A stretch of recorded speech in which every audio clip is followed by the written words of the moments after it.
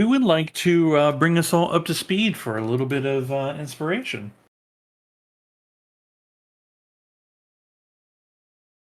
So we met this super cool dude on an island. Um, Yeah. Yeah, definitely. I mean, we started with planting that plant that Kieran had given Cal, which took us to an island far to the north where there was a hidden temple, where we did and find meet we did find and meet Benai, um, who had been there for untold amount of time, unknowable amount of time. Um, Forever. really forever, His honestly. whole life. um, and began exploring the island looking for this lost temple. Benai had access to a journal from some previous explorers who had more or less pittered off into truly lost adjacent um, endings, including one who had dove into subterranean caverns in hopes of finding the entrance to this treasure trove. We followed that instinct under the water, found some underground caves with an entrance um, into the mountain or into the underground and the remains of that fella. Um, uh, and got in, encountered a few basilisks and their victims, as well as a golem guardian of a kind that was designed to test our friendship, and Friendship. um, by beating the shit out of us. Uh, um, Ben did survive Benai survived that encounter miraculously, and we were offered a ring of wishes that had one wish remaining, and we asked um, that a lot of Umeli's um, inflictions upon the planet, mostly deaths or possible injuries, be healed and balmed. And so Ember Prime was returned to us, as well as very likely a lot of other people, but we don't see them. So I gave Benai a ton of money, and now we're uh, headed. Are we headed towards the Dread Lookout from here? Is that our plan? I believe so. Damn, we're crazy. Very good. Thank you very much. Go ahead and take some inspiration. Thank you. Um, cool.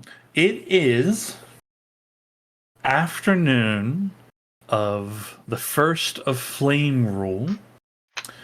You have just brought Ember Prime back into the land of the living. You are on this island in the middle of a very large lake. What is it that you all would like to do? We're going on a trip. We're still on the island, right? You are on the island, yeah. Okay. Did Benai have a vessel, or is there any form of boats that may be marooned here that we could maybe make use of? Any boats to get here would have long rotted or been abandoned, destroyed, sunken, that sort of thing. So It's worth your remembering, but I did not exactly remember how long he's been here. yeah, Yeah. your exit strategy is your own to develop. I think that means we could either make use of teleporting one after another to the other side, to the shore, or we could just go back to Bastion real fast and then head south towards Saltstone Landing. I believe if we do that, it'll take us longer to get to Amelie following behind her. I can make a boat. Oh well, there you go. We can do a boat. Yeah. I like the boat. I mean, are we gonna row it?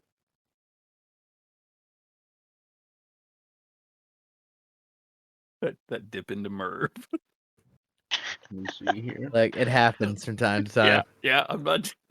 It just caught me off guard. That's all. Like, yeah, no, I had to pull back on it. Fragged my brain for a second. I was like, no, different. Not the dirt bag. Oh, He's not a dirtbag. Oh, he's a dirt- dirtbag. He is not the dirt bag, but he is a dirt bag. okay. Hey, your words. Well, So how okay. Oh, What do you mean? Are we going to row it? Of course we're going to row it. Cal says as he's massaging Ragnarok's shoulders, giving him a good rub down. How long does it take for you to make the boat, Ember? 10 minutes. Oh, well, I can help us out if we can. Let me double check. I mean, how is everybody like? This feels like a pretty safe place. If people need to, I guess that actually does bring up a question, Sean. At what state is Ember's spell slots in when she comes back? Full. Yeah, as if you had been taking a long rest. Oh, okay. Aw, you were sleeping. Having a Yeah, scene. that's one way to put it. Taking a long nap. If Sean will let me get a short rest, I can use my arcane recovery and get back control water. You would have to discuss that with your group. I don't know if I'm allowed to have a short rest. Is the question? You'd have to ask your group. Do we want to have a rest? You guys want to take a break for a second? From like an hour, specifically? Yeah, that's fine. I'm good with that. I can.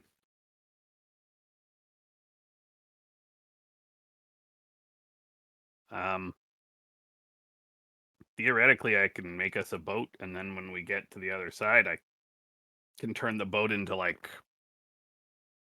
a cart. Oh yeah. Or we can just leave the boat.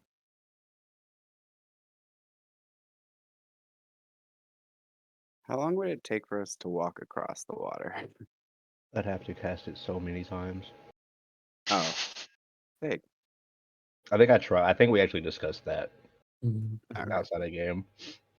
I think just doing that would take like 6 castings. A point of information for you when you're considering your options. The lake and everything. This is all to scale. Mm-hmm. So it's roughly 20 to 24 miles to the closest shoreline, which is roughly southeastish from like nub to nub. Yep, you're looking at it. Yep. So you can do however you want to traverse it is up to you, but like you can't teleport your way to the other side of the shore since no one knows actual teleportation. Sean, physics question, maybe? Okay. Can I ritually cast Phantom Steed, then ritually cast Water Walk after we have the boat? Use the horse to pull the boat if it has Water Walk, and use Control Water to boost it, because that thing can move. Okay, hang on. Let's- The only thing I am considering is that the horse it's only one horse and there's a lot of us. That's a lot of weight that It's horse has one got. horse. Yeah, It yeah. is. It It's helps that one we're horse. on water. That's why I was considering the physics question, because it wouldn't be pulling so much against its own. The The other physics of thing- it would help substantially. This is kind of dumb, but like I could help the horse pull. I can use Water Walk on more than one person. You I can use also have a waterwork on swimming one speed, and I'm person. very fast. Look at this. I don't know if I need water walk. Even If with we Benai, a keel boat will take us all. That has a capacity of 3 crew and 4 passengers, 7 people. Well, the most you can do with fabricate, right? Because your space Oh, is that's limited. is you can do either you're talking about a large or smaller object, so I can't make it. yeah, larger, smaller. You're really talking about the 5x5 cubes. 8 is probably the smartest thing, and you can because I was actually looking at this of like, what do they do with this, right? So you can make a 10-foot cube boat, Yep. which is just a big circle, I guess. A rowboat is a large vehicle, if that helps for comparison. Well, it's more about what this spell is doing, right? Yeah. So you have a large object contained within a 10-foot cube, right? Which for boat is not super great considering how many of you and what you're trying to do, right?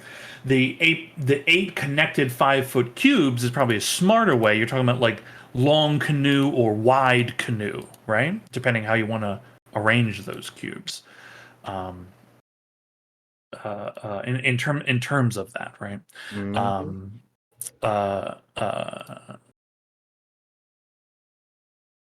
And you certainly have materials nearby. Okay. It's really the question is the Phantom Steed an actual creature?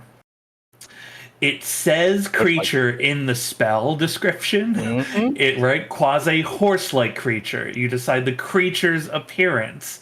Yup. The creature uses statistics for this, right? So oh boy, I think this illusion is real enough to be water walked because it keeps saying creature in here. If it said the illusion, I think I'd feel differently about it. So, yes, you could Phantom Steed and then water walk the Phantom Steed.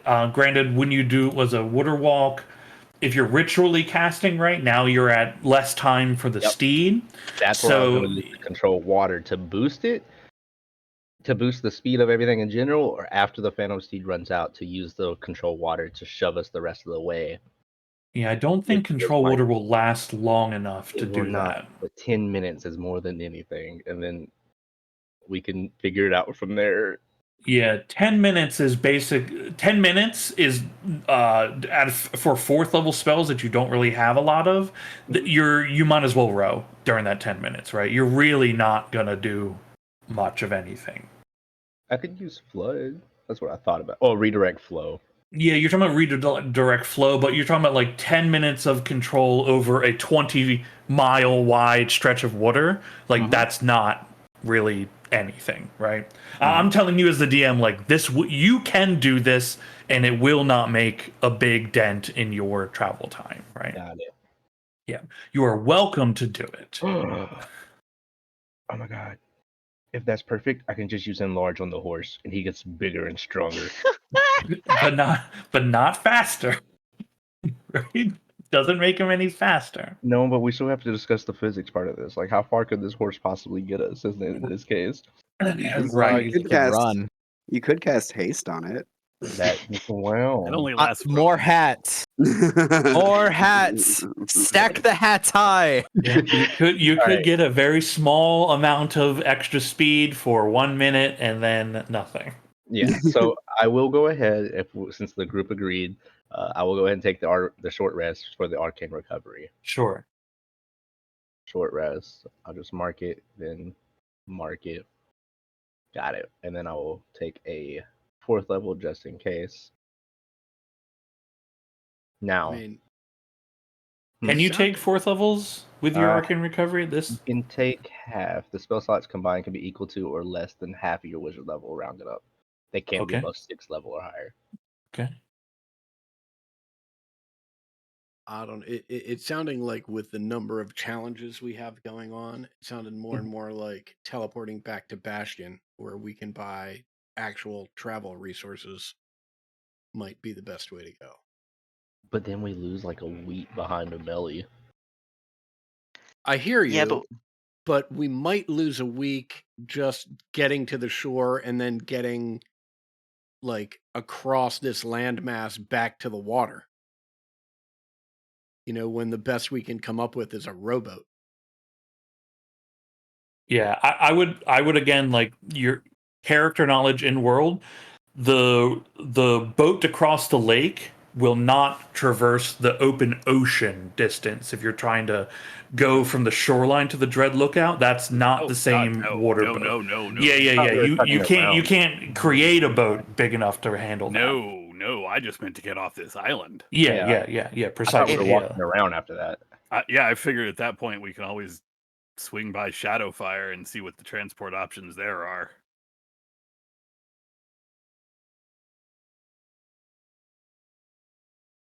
I think I'm kind of with Adam that I think Bastion may, like, even though by boat we'll still be behind, I don't know that we will.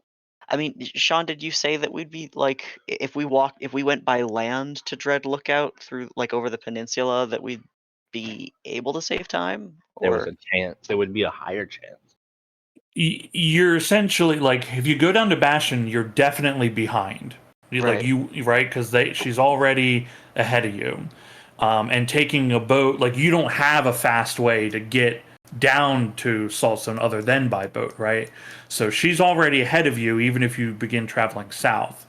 That's guaranteed. Cutting across and down the landmass, it's possible, right? Again, however, whatever solutions you all come up with during your, for your traveling, then you actually have a chance to potentially get there, either before her, when she does, or maybe after, right? We're going down to Bastion, you were absolutely behind, no matter what.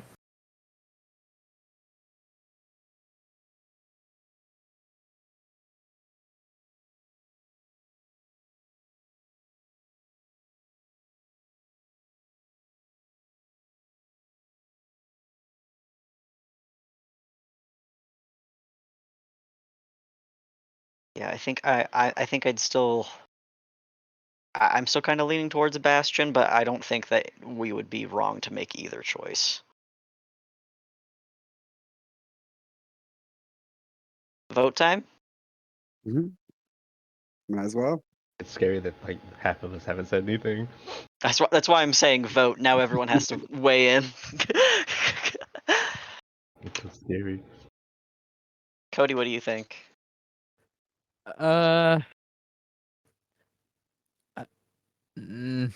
think chancing it and trying to go straight there and potentially beating her there is probably worth it from, like, cost benefit. Okay. Doug, what do you think? I agree with Cody. Ted?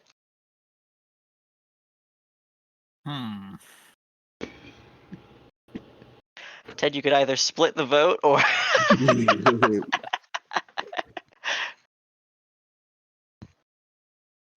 I am torn because there is part of this that is the argument that Ted is tired of Bastion and going through Bastion and doing fucking everything in that fucking city. Whereas here we are presented with new options. I mean, I think I can make this a little easier. I think the way Cody and Doug had framed it has changed my opinion on the matter, which is we know that if we go to Bastion, that we're going to be behind Umeli, right? We know that.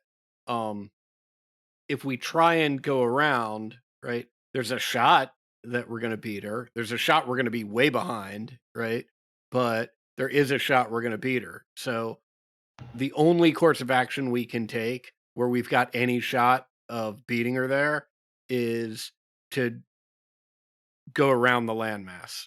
And so, yeah, I think that makes sense. The worst thing that would happen is we don't beat her there. And obviously, I there's mean, way more that's- dangers. Well, yeah, there's way more dangers. Although I don't know. There's probably plenty of fucking dangers out on the ocean. There's probably you That probably is- And if on- you got jumped that in is the also a ocean. good I don't think point. we're living. And we have to go through another You're not like living. forest to I get can to hold my breath. Saltstone. I guess we have That's to. true. we would get on the river and we'd ride the river down to Saltstone, presumably, right? And then out into the bay. And then have to buy or get pay onto a ship that may or may not be there to take us across at that moment. Yeah. The significant boon that comes with attempting sea travel is that is a lot of time that we are not walking. This And is true. boats move faster than human legs. And dwarf legs and dragonborn legs. You're right. I got the same speed as the rest of you. Thank you. Not the speed of Ragnarok. Yeah, I was just about to say that. Thank you. I meant the rest of the, regular walkers. I Normal don't have people. the dwarves. Don't actually have a dwarves 25-foot speed. Thank you very much. The non-gill havers. I do think getting across this lake represents a significant potential time sink / challenge, depending on how it goes. It's a major time sink, but it's not more of a time sink than trying to get from Bastion to Saltstone Landing. The real actual threat will be in country traversing. Yeah, it's not like the. Yeah. But I think you guys are. I think you guys are all right that the chance of still getting to beat her is one that we should take. It's the chance we've taken half a dozen times now. We could jump her and stab her in the neck. We've tried that so many times. She's always been ahead of us, all right? She's always been ahead. This time we have a chance. I'm good to go that way if we all are. Firm votes for the long way. Well, for not the long way. The land way. The Rather land than way. road. He wants to be on land. Any opposed? I'm just saying, if we left it up to a democracy vote, like we said, that's a four to whoever. Oh, yeah, that's for sure. I think just wanted to we're make sure if pretty anyone close had to strong unanimous at that feelings. point. Yeah. I just wanted to make sure if anyone had strong feelings that they got heard. There's strong nay feelings. Yeah. A nay loud enough to feel like 3 votes.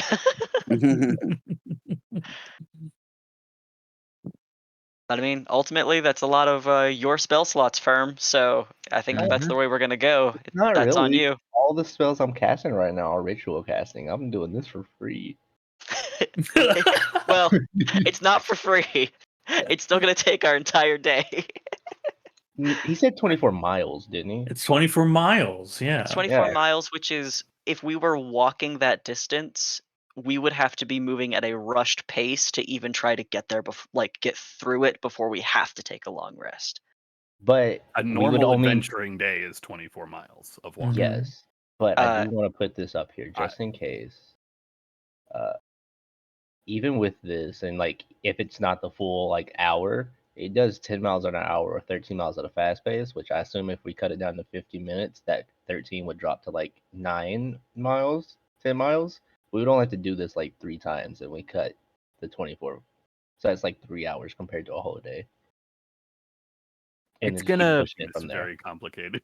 when it pulls, it's not gonna move at its full speed. It'll be way easier than if it was trying to pull a full cart on land, because physics wise we're not as beholden to gravity. Yeah, it will be essentially. easier on water than land. Yep, for Yes. sure. but it's still 1 horse and a 6-person boat. Yeah. It'll be 2, But this is maybe still 3. probably the best way to do it, I think, rather than us rowing. Yes. Well, as soon as Firm's short rest ends, I assume Ember Prime has created the boat. Yeah, it Firm. takes me 10 minutes and a casting of Fabricate. Firm will ritually cast his Phantom Steed and then immediately start ritually casting Water Walk. And he'll Yeah, look for at sure. Doug, or not Doug, Ragnarok. For a second, I forgot Ragnarok was Doug, and I confused the two. It happens.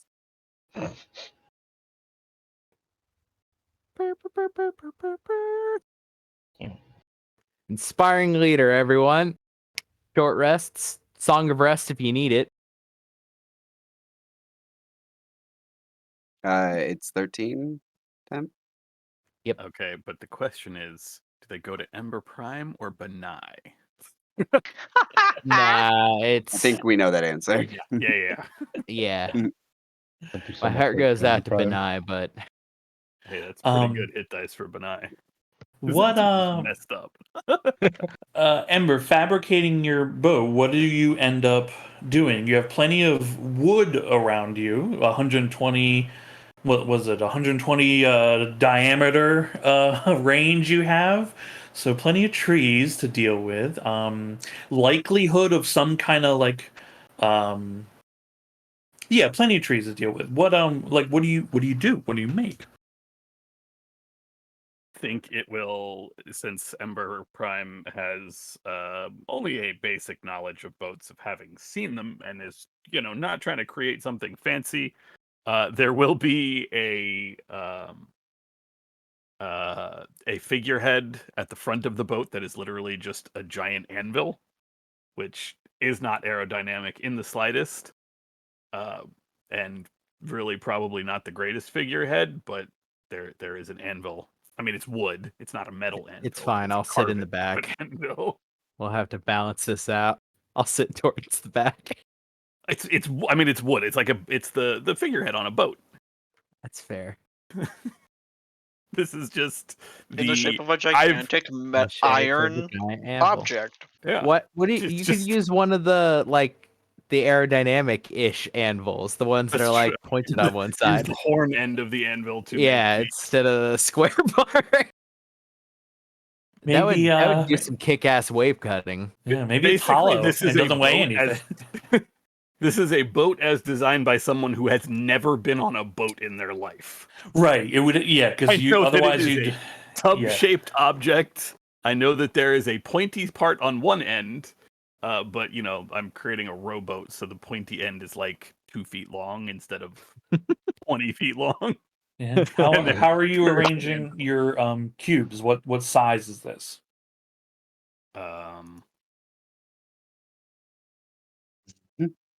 Huh. You have 8 5x5 as long as they're connected to each other, I or think it the would 10 be foot. Basically 2 cubes by 4 cubes, so like 20 feet by 10 feet wide. Sure. Okay. Which is like 4 times larger than the actual rowboat, which is weird. But Yeah, a little bit bigger, but better seating. I guess that's also considering fighting space, which you don't have to. We hopefully don't have to worry about that. Sure. There might be a Loch Ness in here. Who knows? Okay, cool.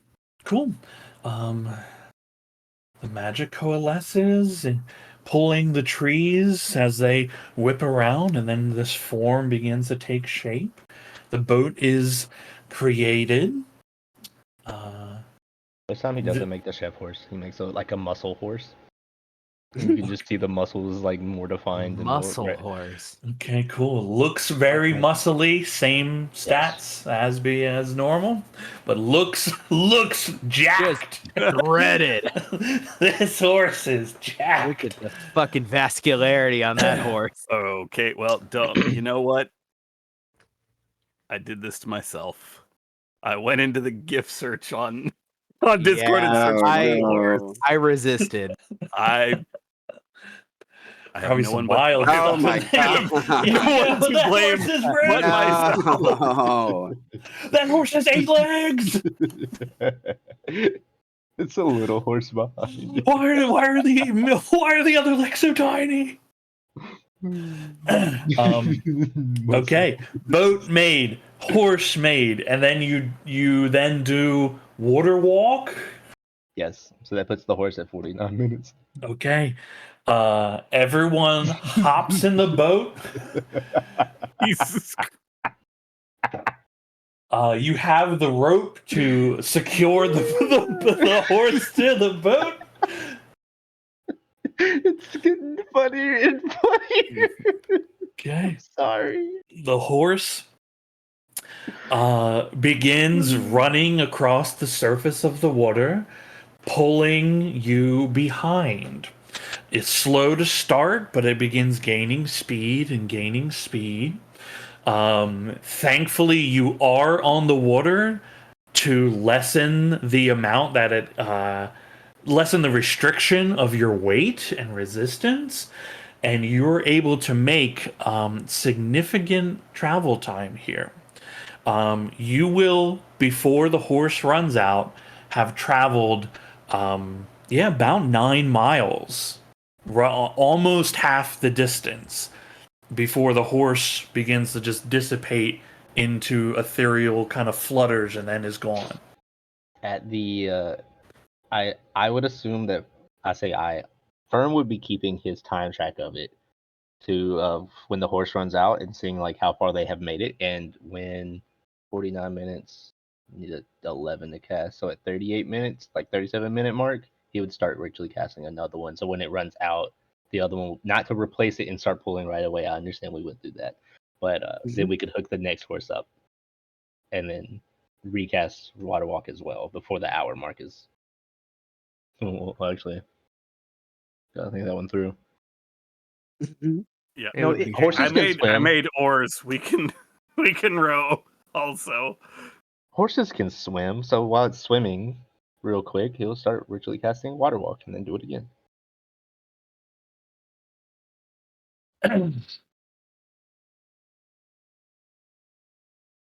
Yeah, I'll allow it. let's It's easier this way. yeah, it's just better easier. than words. I love that. That's not what the pause was for. Okay. How fast is this horse moving? You will not be able to swim this because you're talking about miles of movement. You will pass out from exhaustion long before, you will get dusted behind everybody because Okay. you can't sustain your maximum movement. That's burst windows. There's movement differences between your burst windows of like combat and short things, and then endurance of running. Right, endurance running, you're at the same speed basically as everyone else at that point. That's the only way this game handles that kind of speed is it evens out at that point. Yeah. No, I was just curious. Yeah. I mean, you can move faster than it. It's just you won't be able to like keep Maintain it. up. Yeah. So you can get out and swim as you see fit, but you'll have to hop in, This shortly. is a little treat.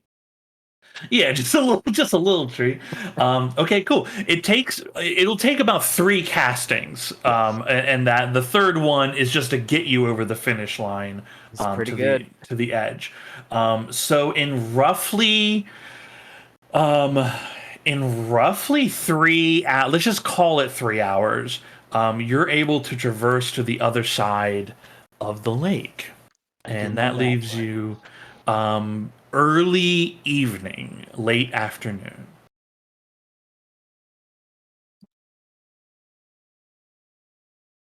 Firm gets off on land and starts doing like the fist pump, like he's just proud of himself.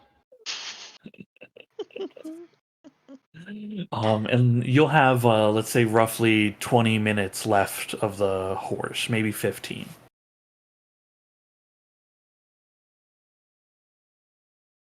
Up to the group, what we want to do at this point. We can camp and rest and head out early tomorrow. Yeah. Or just start walking east.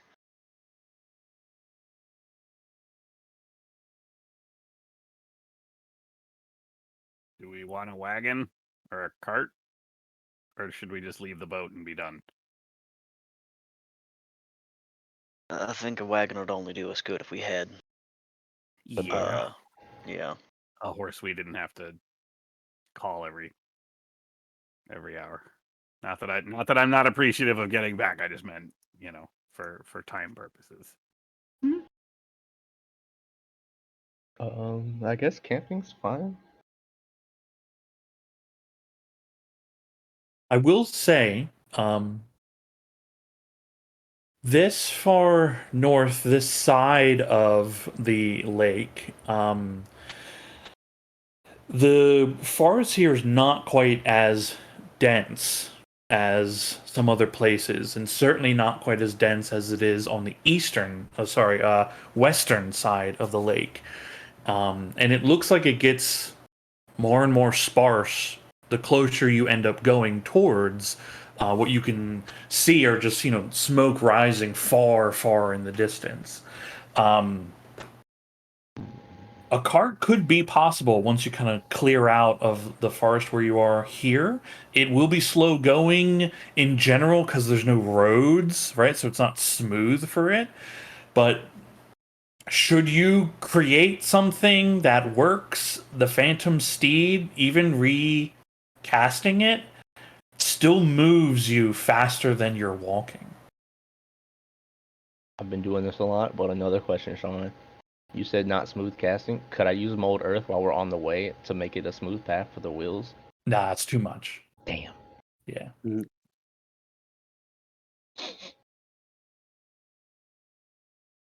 don't know. Hexagon wheels. Is that sounds worse? Why would they not be rounded? I don't know who thought of that, but it sounds so smart in my mind. If this was a hex crawl, then that would work, I think. Well, we have safety for today.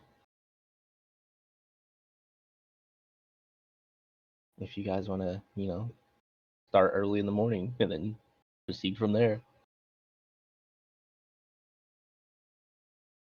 I think that's a good idea.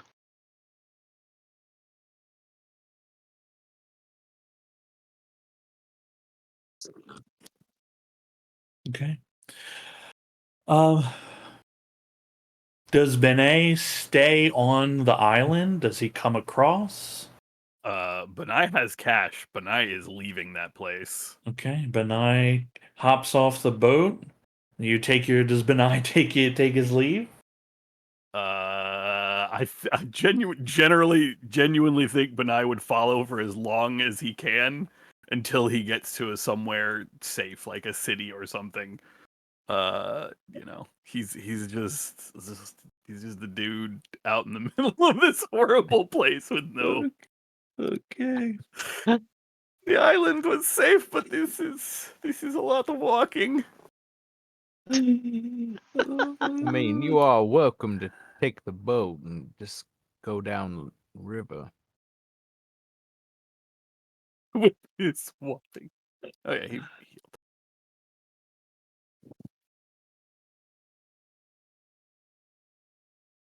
I mean, that's just going to go to Karakara, and you said that place is gone. So You are gonna want to avoid the sort of water hole.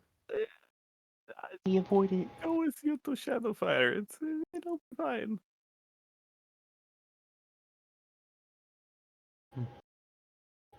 Firm starts double checking. So we're just gonna camp here, right? Y'all want to be safe? Y'all want to risk it? I'm not How risking much it. actual daylight do we have left? It's roughly 5 in the evening. So it's about time to. So, I mean, you have several hours of time before you really long rest. So, I mean, you're welcome to make camp and just, go to the next day. Given, I suppose, the danger before, Ben, do you have any? There's no real good way to ask this. Do you have any next of kin or anyone you want us to?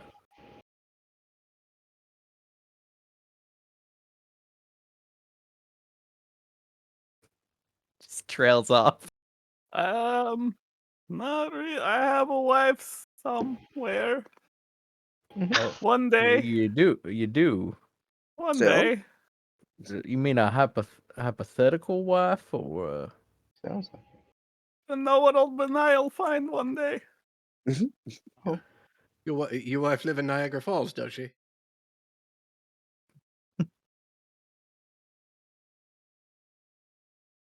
That's a reference that has gone above my head. Old guy's going to be old sometimes.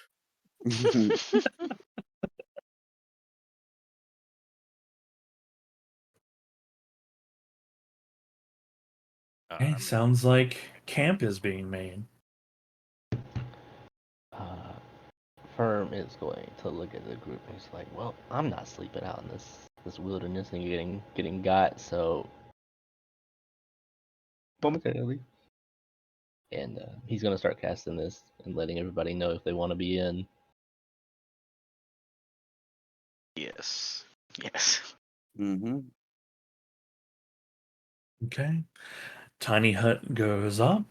Everyone is in there safely for the next 8 hours, which will give you waking up very early before sunrise if camp and long rests are had now. Firm, do you make food or does everybody just eat their rations? Firm will. He wants to try and like make sure Benai likes the group.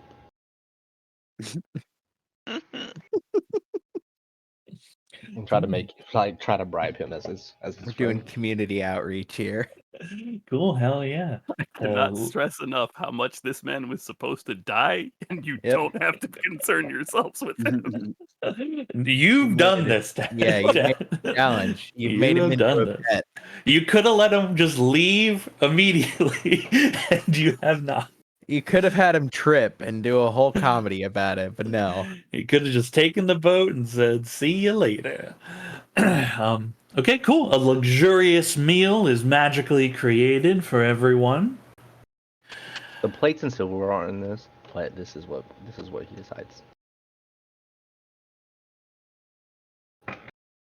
Okay. Hell yeah. Nice. Delicious. Cool. A long rest is had by everyone, and no strange dreams come to anyone in the camp. Except maybe Benai, I guess. Depending. That's his own thing. Yeah, Benai's got stuff going on. Probably got his own weird stuff going on. But Benai is in a great place right now. This man went from living alone for unknown period of time on a solitary island, hunting for his food. This man has 50 platinum pieces and all the jewels that he scooped out of that sarcophagus. Mhm. I think maybe he's dreaming of his future wife then. The life of royalty he's going to live with the amount of money he's just accrued. Oh, Firm's curious. Ember Prime, if Benai lets you, would you cast Identify to see if those things are magical? Yeah, sure. We I can. did find them in like a god's grave. I don't need to cast. I mean, I can start with detect magic. I don't need to I mean, yeah, identify. that's Takes longer. So, yes, I guess is any of Minai's loot magic. No, just okay. Firm at a glance. I'd say Cal would be able to recognize this as well, coming from a person of affluence. He's holding just very valuable jewelry items. Nothing to the same value as the necklace on that Cal is wearing, but Benai is going to have a very comfortable life should he sell these things off.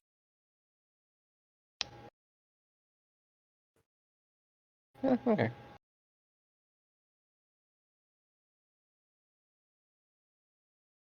Well,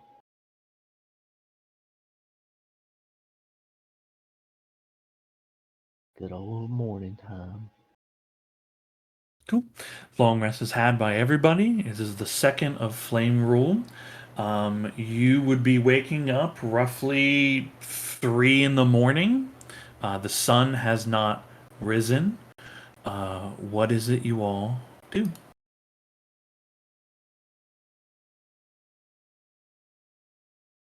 Pack up and start heading east, right? Mm-hmm. Yep. Inspiring leader. I gotta start working on the 3 different versions of the song for what just happened as far as that wish goes. All right. Oh, I had a question for you, Sean. Yeah. I could not use my create food and water, and then use control water on said water. Could I? Or I is that mean, not enough water?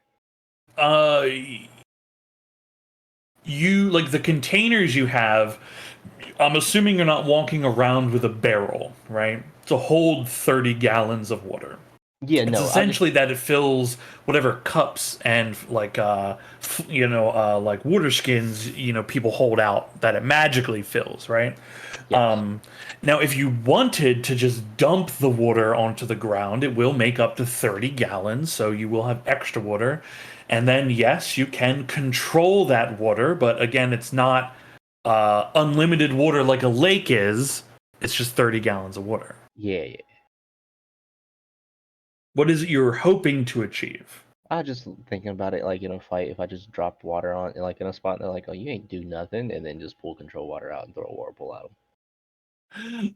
You wouldn't be able to whirlpool that water, right? Because it Oh, just it'd be makes it like a little weird. puddle, right? Yeah. A whirlpool needs depth to it, Okay. right? Yeah.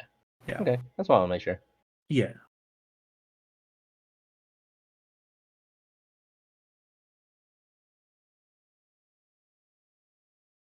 Cool. Very early in the morning here. Do you all just begin walking? Do you modify your travel in any way? I don't think so. I think we should just keep steady pace so we don't exhaust ourselves.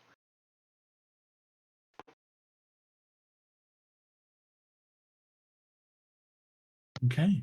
Yeah, we don't have a. Yeah. Yeah, we I'm have just the listening. luxury of going slow-ish and steady, and still potentially beating her. Okay. Can't mosey, but we can walk. Can't mosey, but can walk. That is true.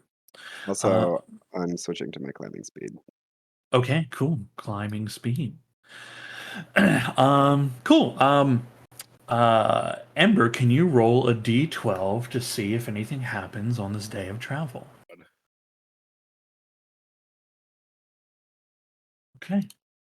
Moving through this area of the world,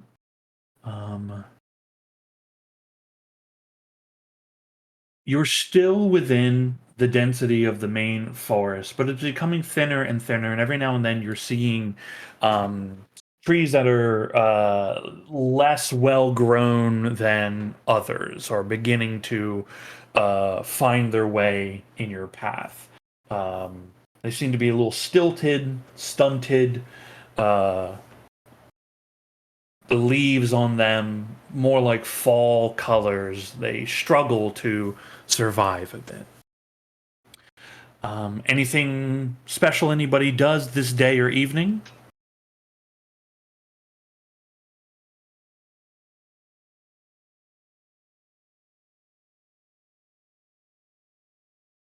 Just firms on a mission. Just gonna go Okay. beat up Umeli.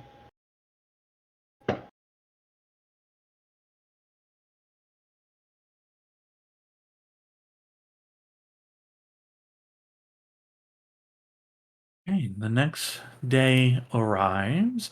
Do you guys want to early start like you did this day? Do you want to get up before the sunrise? Like, do you want to go to have camp early, wake up early? Yeah. Yeah. Okay. Third of Flame Rule arrives. You're traveling as normal. Any modifications?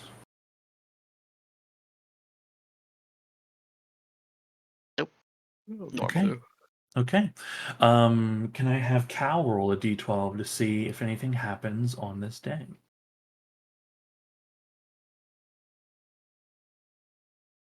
Okay. Nothing eventful. You see the wildlife as normal. You actually do notice some difference in the creatures here. You notice as you're getting closer to a transition in the type of trees in the environment, you see there's these bears in the distance. They're not owl bears, though at first you might have thought so due to their size. These bears have like tusks coming out of their face. Almost these sharp tusks that come up. they see that they're traveling one large bear and then two smaller ones behind it, with little tiny tusks. Bear Brook. No, these certainly are walking as normal bears, but very large. And those of you with a knack for survival and wilderness travel get the feeling that these are probably pretty territorial and keep your distance while just admiring them as they traverse nearby. Okay. Same thing as the previous day. Early bed, early rise. Sure. Okay.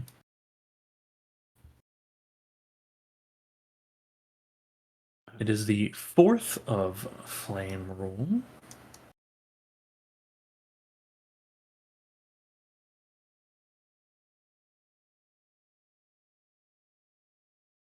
Can I have firm roll a d12 to see if anything happens on this day? Balls.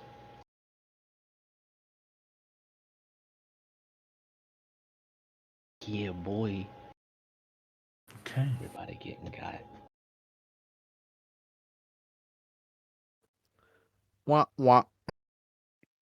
That's scary. Okay. Today's travel, it is a torrential downpour that comes in all day long and lasts throughout the evening as well. What is the ground like here? Like, is it getting muddy or? Certainly muddy today. You're leaving the like loam of the forest now, and there's much more of those kind of dead trees. The majority of what you're walking through that you do see in this wilderness are these dead trees, and they're now much more sparse. There's large swaths of distance now between growth sections.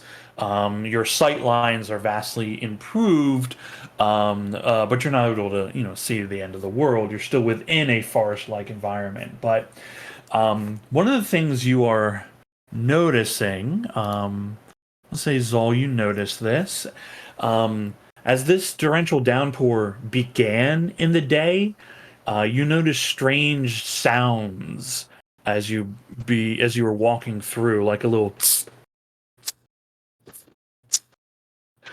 and you realize that parts of these trees were just burning, and that this downpour is actually just putting them out. Very foggy day because of that. Yeah, when we pass near one of them, I'll stop and point it out because that feels like a necessary piece of information, especially as we're moving further north. Yeah, it's not the majority of them, but occasionally you'll see that the tree itself is just kind of like coal-like in some places, actual fire, like just burning, sitting there. Okay. Same as before, early bed, early rise. Mm-hmm. Okay. Okay. The fifth of flame rule.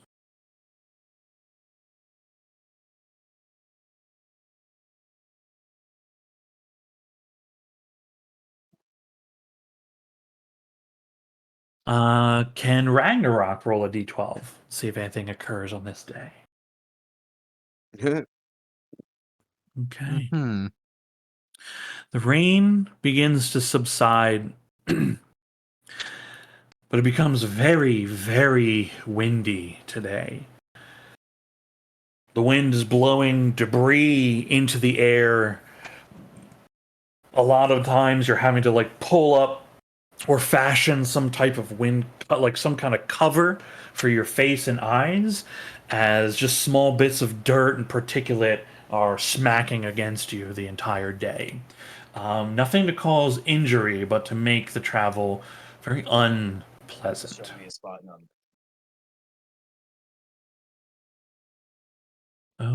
Okay. The following day, can I get Rainier to roll a d12?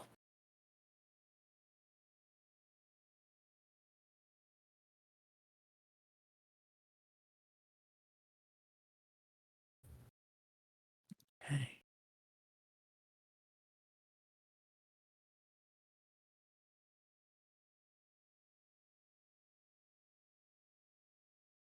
I'm so dumb. Okay. I was just sitting here thinking, like, what could I have been doing? And I have all these spell scrolls I could have been like copying over. Yeah, if you had time at evening, yeah, could have been. Good to remember for the moment. Okay, cool. You come up to a section of this forest that is actually like actively on fire. There's a large amount of smoke in the air this day, causing you to actually have to shift your travel north in order to get around this large fire line that's happening in the forest. So it puts you a little north than south in terms of your travel. But nobody is injured in this process. You're able to see this and avoid it. Okay.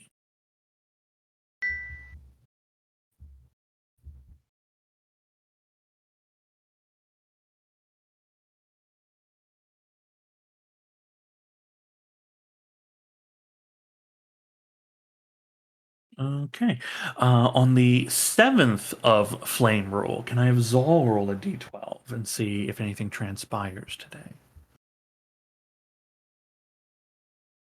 Mhm. Okay.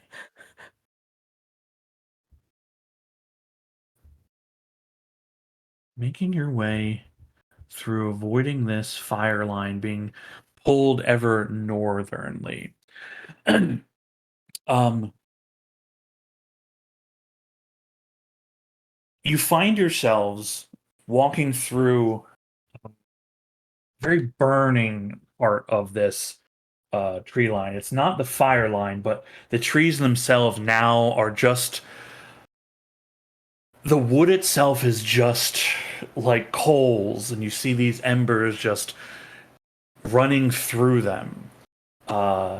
Whether they this isn't like a natural, like a fully natural occurrence. You wouldn't see this in other portions of the forest to the south. And the trees, while they don't have leaves, they are grown with branches. There is some kind of environmental effect that is occurring here. You can hear very far in the distance a rumbling noise like thunder. Then you notice movement. Ember, you notice it first. There are. The ground kind of shifts a bit to the left of you. And you can see coming up and out of it, you see what looks like a large lizard person. Yeah, I will be, as it is climbing out, backing away and pointing. Stop that! Stop that!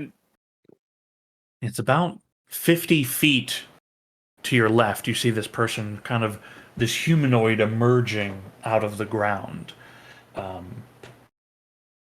You all turn and take notice. You can hear cracking and shifting. And as you look around, you see there are several other humanoids pulling themselves out of these hiding holes that they've built themselves in this forest line, all carrying the same kind of lizard like form.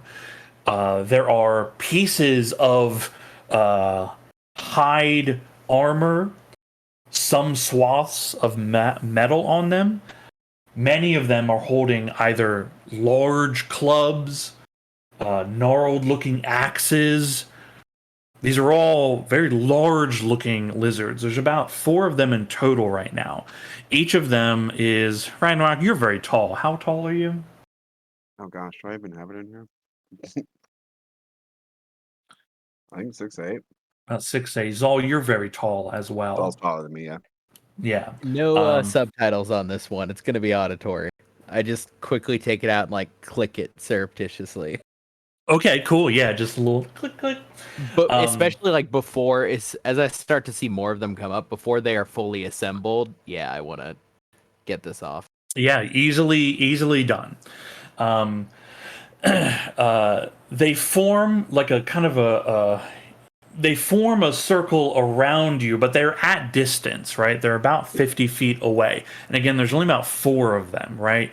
They seem to be kind of holding their position in a degree. But their forms look familiar-ish. They look like cow, but larger, bulkier.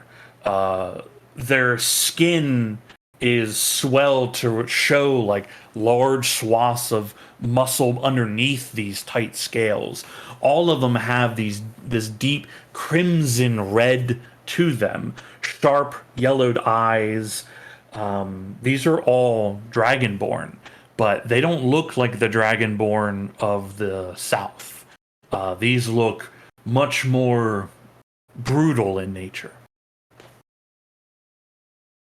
You see one of them takes a few steps forward and addresses the group. At first, it speaks out in this slithery kind of language. Those of you that speak Dragonborn instantly understand, and then the Rada verbatim is audibly translating Yeah. into Common, I guess, right? Mm-hmm. Yeah, okay. It audibly into Common. Okay, cool. In Dragonborn, translated for everyone, it says, very few traverse these burning forests in the north. Why do you trespass into our territory?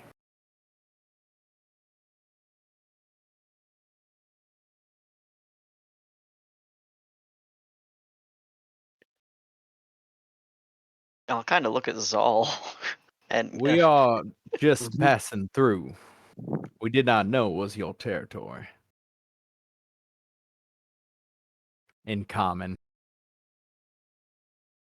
You see, it speaks again. This time in Common, seemingly like it notices that the words are being translated aloud, right? So it switches its tongue into standard Common speech and says, everything near the Shadowfire is ours. State your reason for trespass. We are passing through on the way to, hopefully, the Dread Lookout. Big tall tower to the south. You hear like an audible actual hiss from the group of them in reference to that. That is a forbidden place, a dangerous place. You would be fools to head that way. Very likely, Yeah. yes, but Sure would. somebody Choose worse than wisely. us is trying to get there first. We wanna trying go to this stop way. her from approaching. You are a long way from the Dark Tower. These lands are unfriendly, but you've made it this far.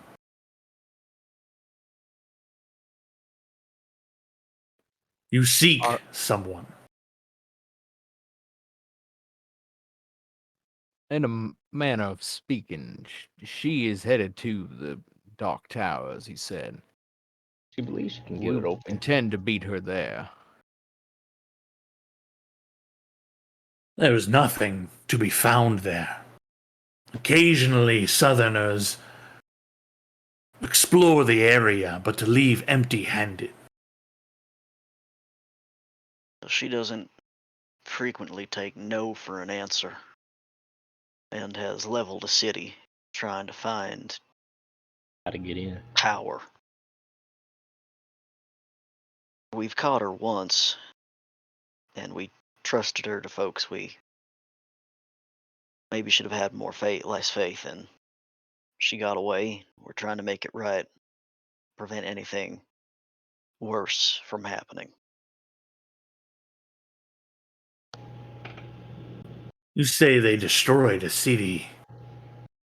I assume you speak of the destruction that is to the south. The city you refer to as Karakara. The very same, yes. We've seen this.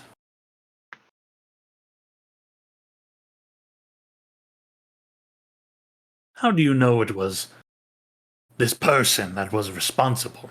Such destruction is unknown. A few of us saw with our own eyes.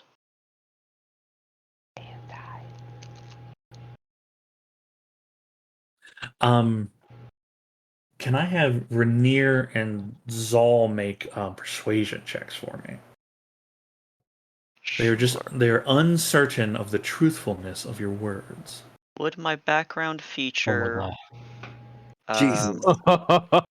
That's excellent. But would my background feature? What is it called? It's Rustic like hospitality. Yes, rustic hospitality. Interesting. I'll give you advantage on the roll. I'll take it. Yeah. Oh, Yeah, excellent. They're not your commoners, but I feel like the thing it applies to all people. Okay. Listening to the fantastical nature of what you're describing, right? The destruction of an entire city that one person could be responsible of it, is the thing of fairy tales in general, but having witnessed it with your own eyes, your words are authentic. And you see there's two that remain flanking your rear left and right, but the other one kind of walks around to this large dragonborn that's been talking to you, and they converse for a moment in they converse in Draconic, but you begin to hear bits and pieces of their whispered words. Let me see if the magic on this, right? It might be out of range. Any spoken within 30 feet. Yeah, I think their whisper won't reach 30, but like they're speaking loudly at you from distance, and that translates just fine for me. Can I make out any of the actual whispers since I speak Draconic? Make a perception check for me.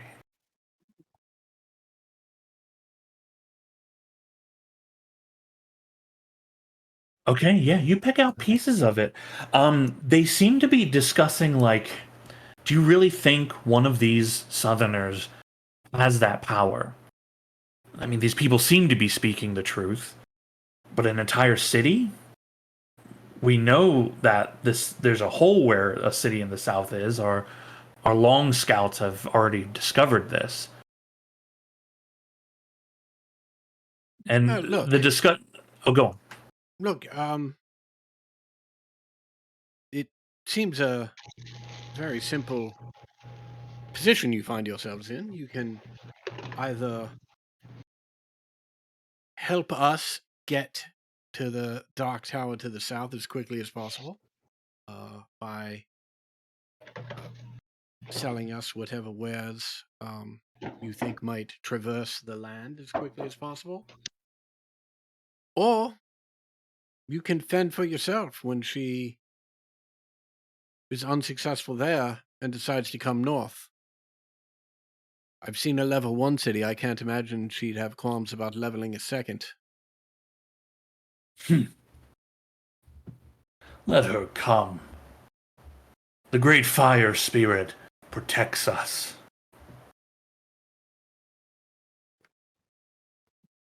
look Being at it as as we that. are trespassing in your lands, we would be happy to.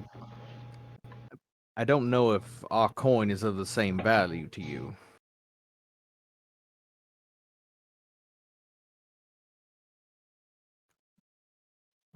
I'll like hold up a pouch with coins in it and jingle it. Yeah.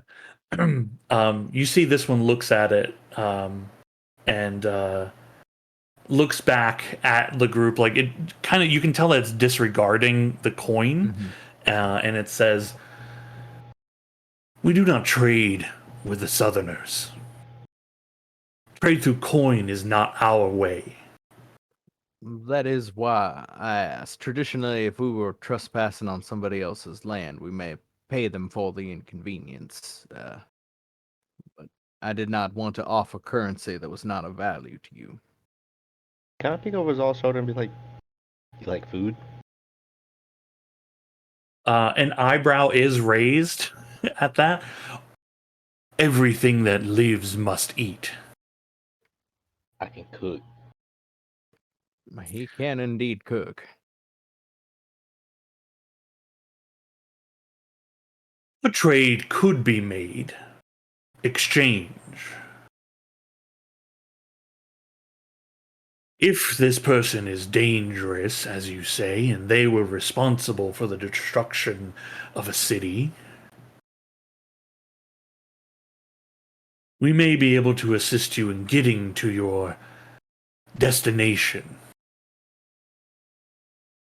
Though our help is not given, it is earned. Should you desire this, we can accompany you back to Shadowfire. Otherwise, you're welcome to risk the journey on your own.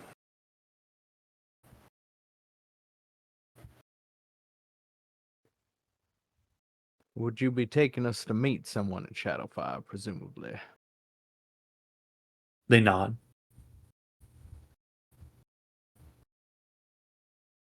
I believe that we could agree to that, and I'll look at everybody else. Do You see we Firm happy. do we have your word of safe passage to there and while we are there?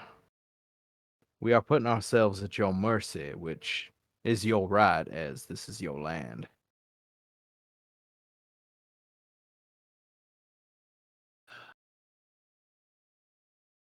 I believe your words.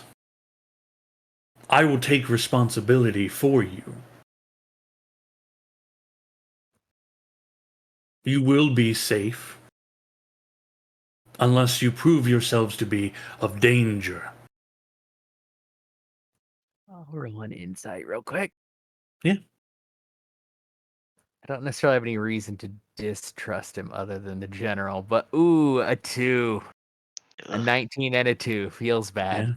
Yeah. It kind of Yeah. tracks with what you know about the Shadowfire, which is little, but they are generally tribal.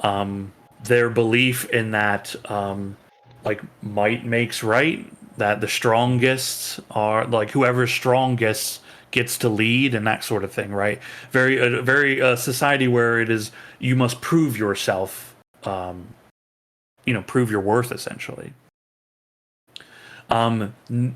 This kind of society, right? Generally not known to like lie or deceit. Yeah, I will shrug and say, may we have a moment to confer? I'm not the leader and cannot make sort of unilateral decisions for the group. He nods and then makes a motion with his hands, and you see the two that were flanking you just take a wide berth and then join, and now the 4 dragonborns are all together.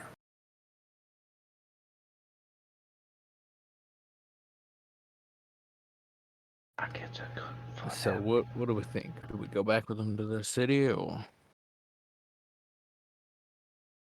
I think that's a good idea.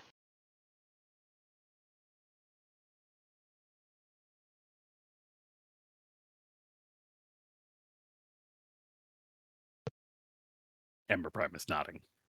Ted was nodding, but that doesn't help you. Nice. Yes, yes. any objections? No, I just need to know what to cook for these people. I mean, we'll take requests, I suppose, when we camp. Okay. Oh, he looks at the group. You think they're gonna be mad about my armor? I mean, they're not mad now, and they can see it, so Maybe they just haven't noticed. It's very shiny. you're wearing bright red scales. It but is it catches the light. Something fierce. He does like the little shoulder dust and uses prestidigitation to make it extra shiny. Thank you. I straighten up from like the huddle position, turned around as I turn back around. I believe we can accept your offer. Should we do introductions? The group of them begin taking steps forward. They stop short about 15 feet or so from you. The one that's been speaking says, "I am referred to as Ixar. This," he gestures to the left of him, "this is Prataputh. To the right of him, this is Terhak. And the last one, this is Goldarek." Tsar, Tarhuk, Rata. My name is Zalmak. I gesture. I'm not like introducing each person. Let them introduce themselves, especially if I think that they're like the kind of like, yeah, being forthright and might makes right kind of thing. Good if everybody speaks up. Yeah, introduce myself. Same. All right. Same. Introduction. Go on. Hi, I'm Ember Prime. What is the Great Fire Spirit? You said it protects your village. What or who, I suppose, is perhaps the more appropriate answer. It is the spirit within the mountain that makes it bleed fire. Oh, It gives us strength. It is what we test our youth against. Oh my god. I'm called the Child of the Mountain outside of Marat. Well, inside Maraz. I will produce a ball of flame in my hand. That is a strong name.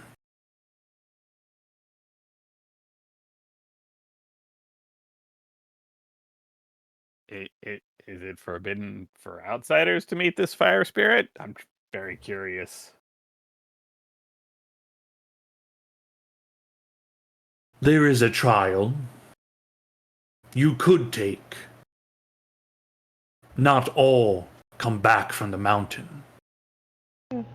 Yeah, maybe once we've got this whole, but maybe once we've got this whole Shadow Spire, Shadow Red Lookout thing dealt with. Yeah. Uh, uh,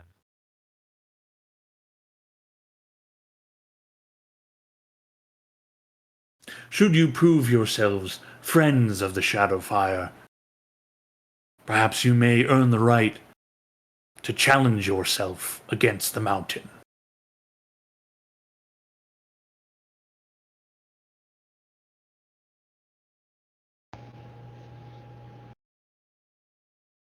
Firm is so excited. This is like a real adventure. You all introduce yourselves. You see the four of them kind of tilt their heads to the sky. They open their mouth and they make these very loud screeching sounds. Cal, you've every now and then heard little Kieran Jr. make this kind of noise, just but like very, very, very softly, not as loud as this. And you definitely don't know of any dragonborn that you've come across that do this. Ixar tells you, he's like, we have called our wyverns to us. It should only be a few moments.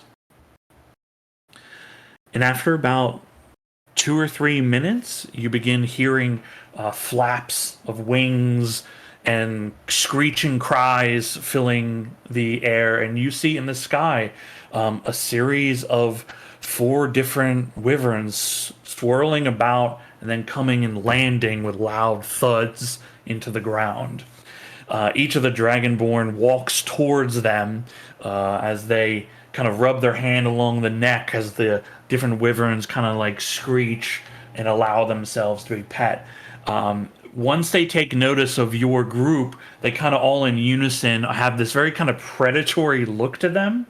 And you hear each of the dragonborn speaking in draconic words of like heal, calm, not threat, not food. Right.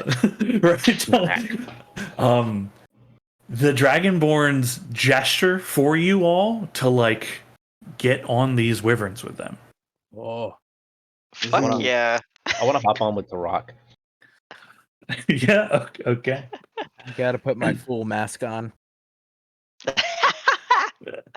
You get the mask on. I think they look at the group and they do point like Ember and Benai. They're like, you two have to go together on this one here.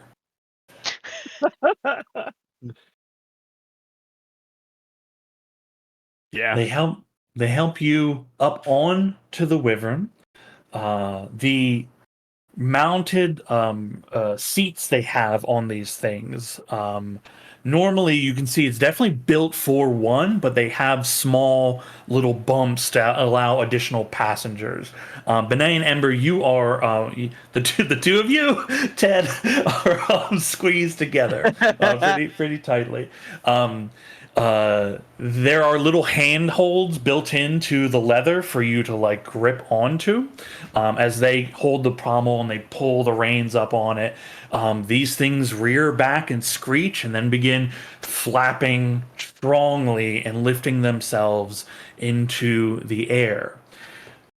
Soon you are 10 foot, 20 foot, 50 feet, 200 feet into the air, and these things begin circling and then coming into a formation and then soaring towards the large fiery plumes in the distance. These things move very swiftly. With their movement, you're able to land in Shadowfire that evening. Oh,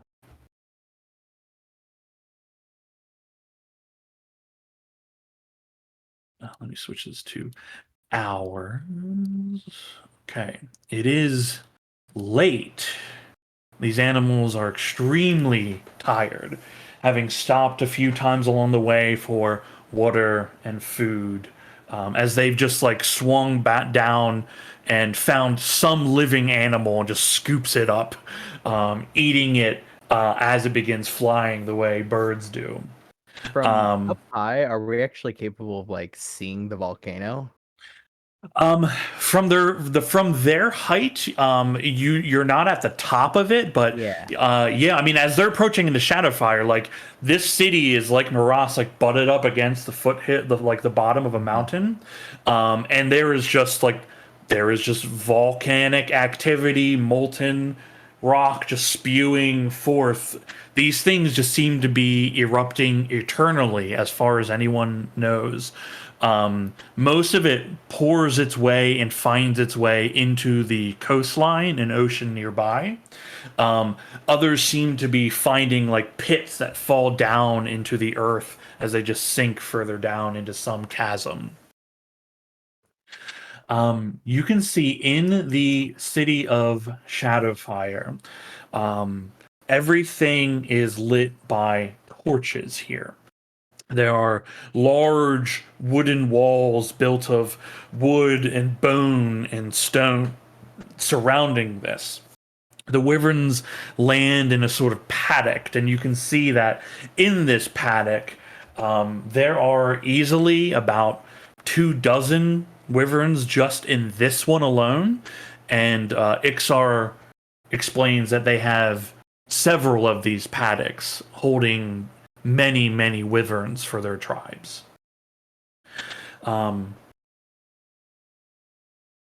Like riding a horse, when it comes in, a whole bunch of staff comes out to like take the wyvern, pull off the all the riding bits, begin brushing it, taking care of it, feeding it, all that kind of stuff. A whole dance occurs. The 4 dragonborn that you're with take up kind of escort with you. And as you are being led into the city proper, you see there are, you go through these like open doors, like big swinging gate doors, heavy, made of wood. You can see Dragonborn just pulling these large levers, these large spoked wheel levers to move them open. There are many Dragonborn manning the walls above you. Everyone's eyes are on all of you as you are walking into this place. There are Dragonborn that are a little bit smaller than the ones that you're with, more of a normal humanoid size. There are some that are scarily almost like they might have been mixed with a Goliath at some point. Some of them are, you see like 1 or 2 in the mix that are about like 9 foot, 10 foot tall, just hulking monstrosities. And all of them watch you, and you hear this whispery snake dragon language being spoken. All of them have this always kind of reddish hue. They're different in tone, but none of these Dragonborns have the multicolors that you find in the South. These all seem to be red Dragonborn. This place has a lot of fires around it. Tents and living quarters made of rock, mud, bone, hide. You are escorted through this crowd that begins to swell in towards the center of this city. Soon you find yourselves, your escorts kind of squeezing and pushing people aside. Until you find yourselves outside of one large building. Ixar turns to you all and says, "We will meet the Elder. We will see what he says." He points to, actually, he doesn't know who did it, but he kind of points and gestures to the group and says, "I would avoid unwanted magical displays."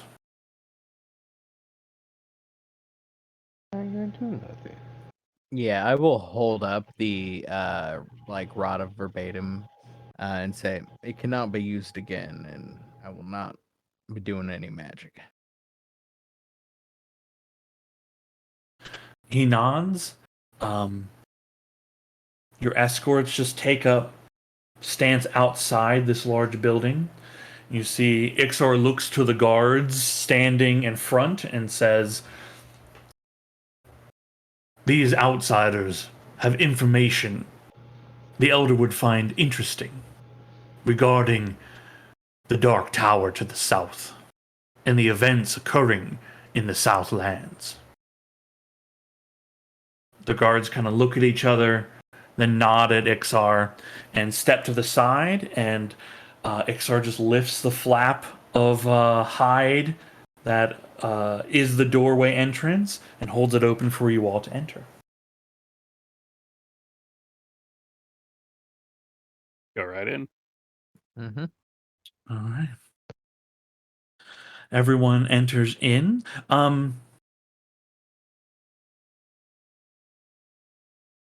Adam, are you back?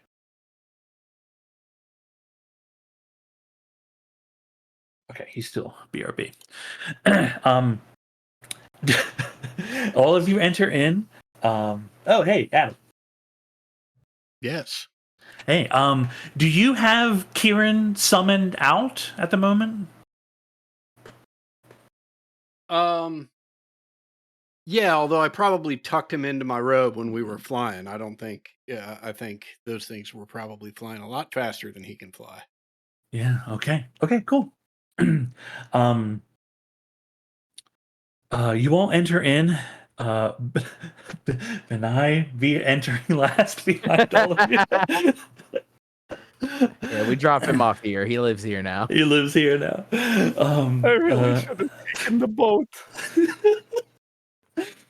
You all enter in, the flap closing behind you, and there is a smell of incense that fills the air, a mixture of like burnt meat as well. And you see sitting on a large throne made of rock, this spire just carved or found this way.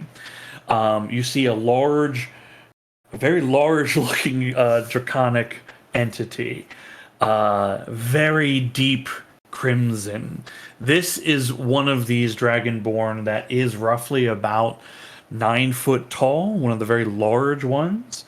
You can see their hulking form kind of dwarfing the seat that they're in a little bit. Next to them stands a series of female attendants, each of them armed with large blades, axes, and such. You see next to his throne itself, leaning against it, is a very large looking axe as well. Within his grasp, should he need it. The room that you're in is roughly about 30 feet tall, roughly about 40 feet wide in diameter, semicircular kind of shape. You see worked stone and mud, and then also carpentry, like long, big sections of kind of carpet and furs set down. A seating area of sorts in the center, made of different pillows. You figure also made of hide and animal skins and furs. Ixar steps down into this kind of center area, motioning for you to kind of follow behind him. He steps in and then just kneels down in reverence, stands back up.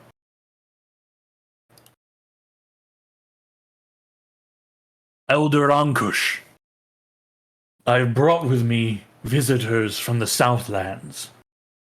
I found them traversing in the burnt forests to the west. They speak of ill tidings from the south and danger on the horizon. He kind of steps to the side a little bit and gestures to you all.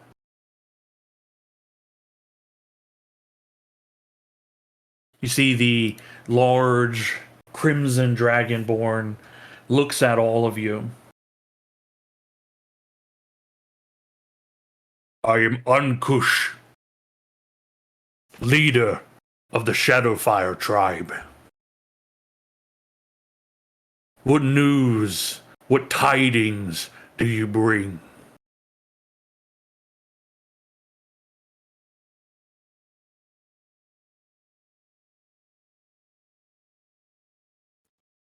We are traveling, passing through your lands on the way to the Dread Lookout. The Dark Tower, as you call it. We seek to reach there quicker than one of our, some of our oldest foe. The one responsible for the destruction of a city down to the south. You may know it as Karakara. There are several who are present here that were present at that event, witnessed it firsthand. The individual responsible is on their way to the Dark Tower, and whatever it is they think they can get there, we can't let them have it.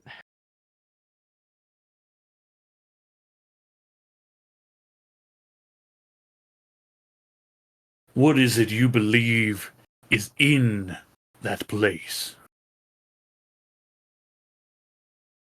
Not so much us, but she believes there's an army in it.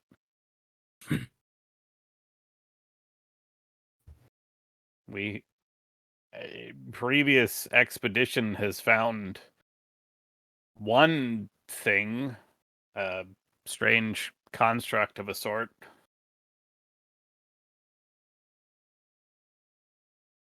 We fear no army.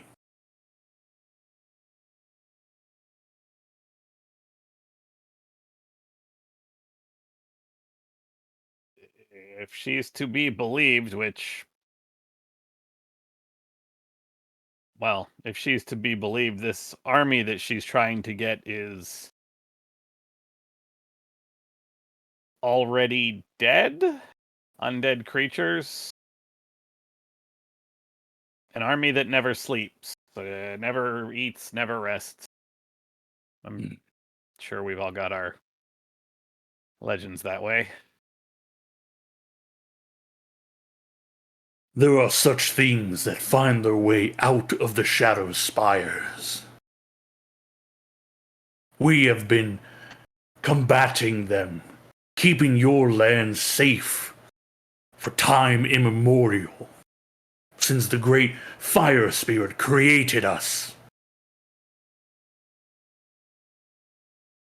And would you say these things you are protecting us from are organized, or are they just one here, several there?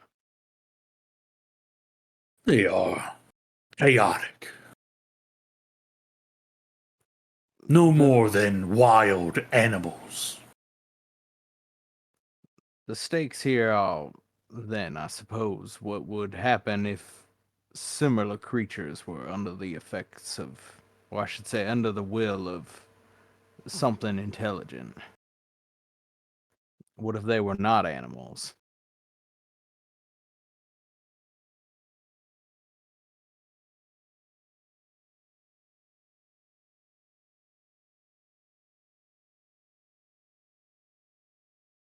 I would listen to the words of the destruction of your city to the south.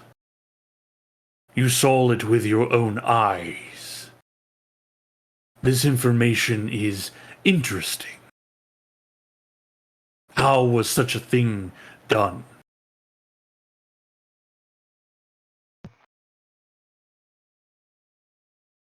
A vessel of ancient magic, not unlike what may be what powers the Dread Lookout, was tampered with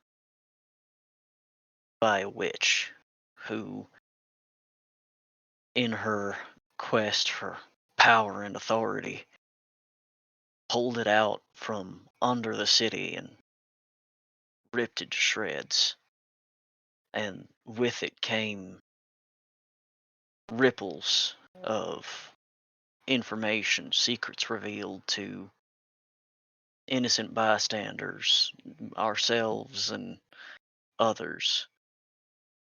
And now its form just, I mean, might be able to see it from the coast, hangs over the city and its remains. She's clever and reckless and will do quite literally anything in her quest for power. And she has the stupidity to try to tamper with whatever may be in the Dread Lookout. And it may cause an irreparable amount of fallout and destruction to this region, this land, and frankly, possibly to this world, if we let her get there and she's able to get in. Hmm.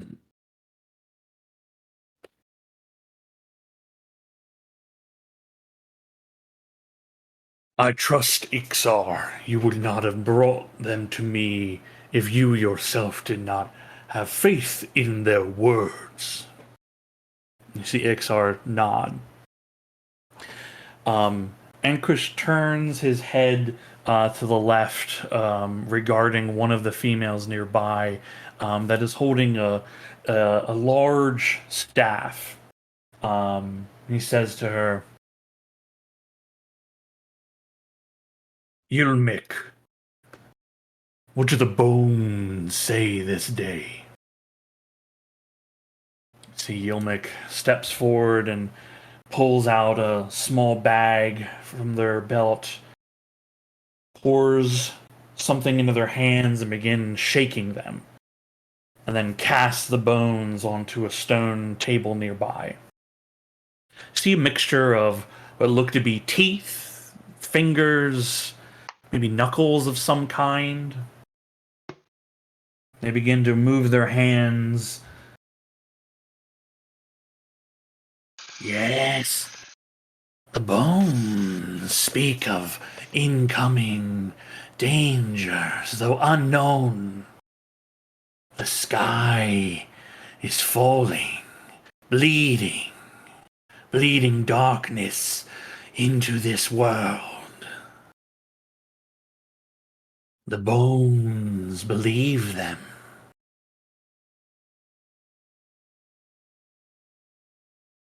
Ziankush turns his head back to you. Very well. There is a danger that affects all of us, it seems. I will not commit any of my tribe to your quest, but assistance can be earned should you choose it.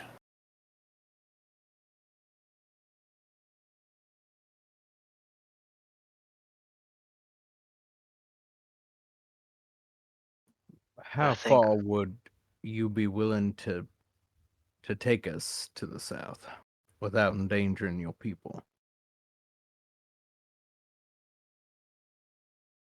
Should you choose to earn our help, you will travel yourselves, but we will provide you speed in the air.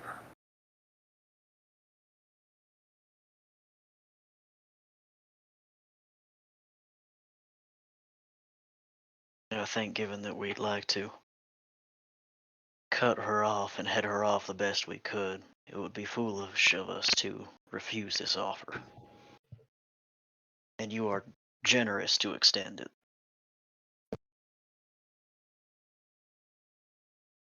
Such wonderful words, but you do not know the price.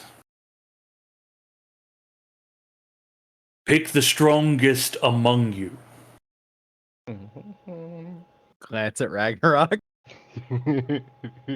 Just looking ahead, and then he turns and sees all look at him and go, "Oh, right." in his face, what? not. In all respect, we have many among us who have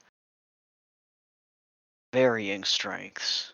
Ragnarok here can practically move mountains, but as introduced, Ember Prime is a child of the mountain. There's much between us that we can offer. Your strengths are your own to decide. A trial by combat. A proof of worthiness. Should you defeat our combatant, you will have earned your travel. Should you fail,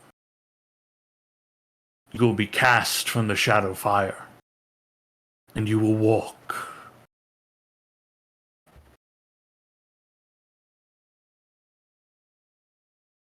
And this combat is to surrender or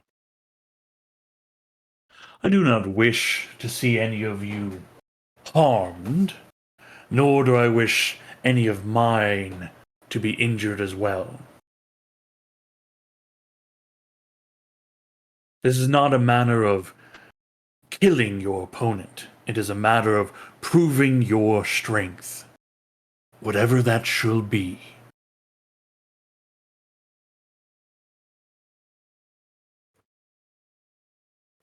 glance at Ragnarok again. You feel, Ragnarok shrugs you feeling up to it? every time. You got it.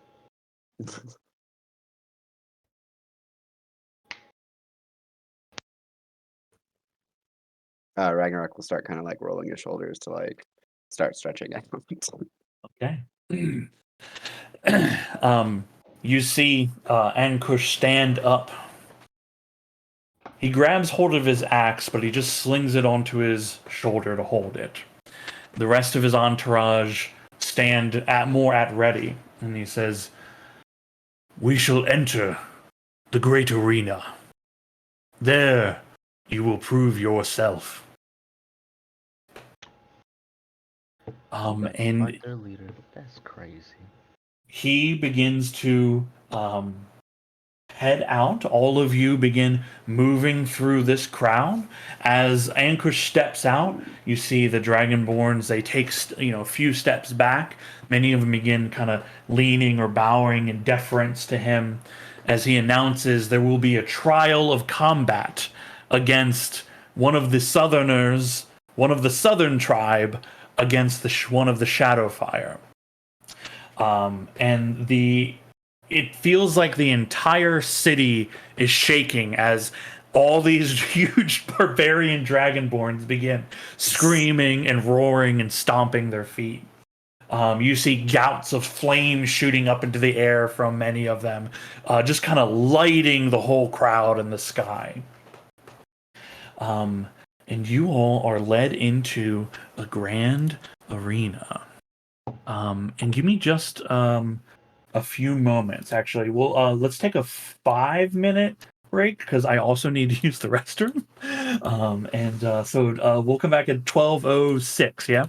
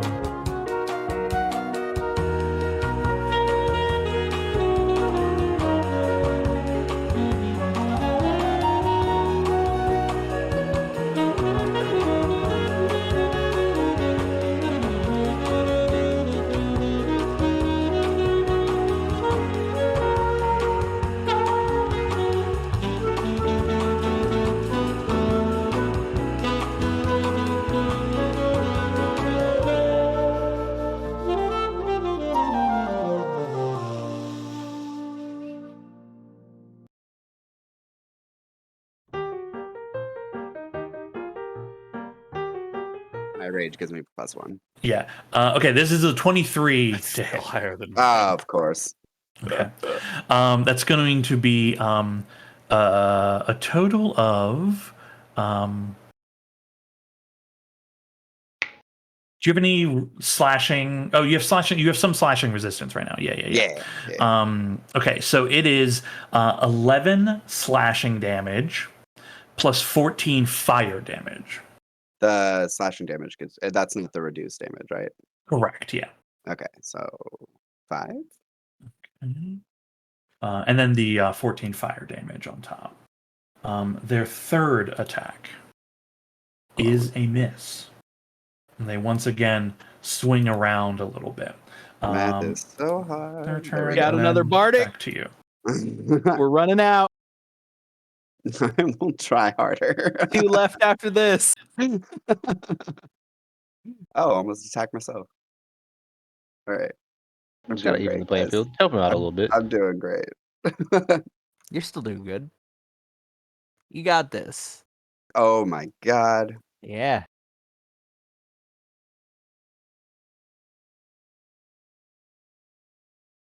I'm gonna leave it for now. Yeah, I'll just leave it at 10.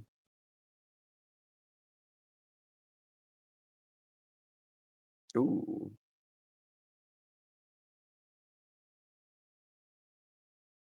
Okay. Third strike. Oh. Yeah, All right, Bardic. Bardic Inspiration. Yep. Thank Yep. you. Ooh. Hell yeah, yeah. that'll do The it. spin Damn, got That'll me. do it.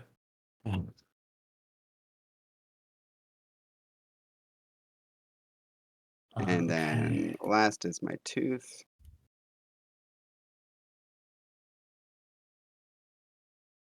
Ah, okay. Well, Miss. He shoves you backwards. Okay. Hi. Does his breath come back? It does not. Yeah. Hell yeah. God. Oh.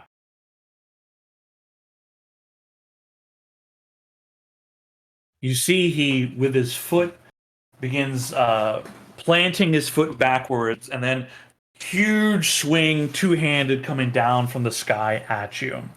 As he brings his axe to bear.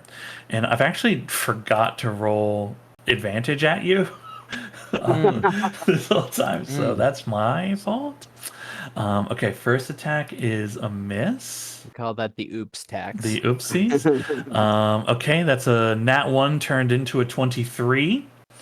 That'll do it. That'll hit you for 5 slashing and then 15 fire. Ooh. Is that 5 already halved? Yeah. No. Yeah. No, yeah, I don't drop the damage down for you. Sorry, you said what was the fire? 15? Fire's 15. Yeah. Okay.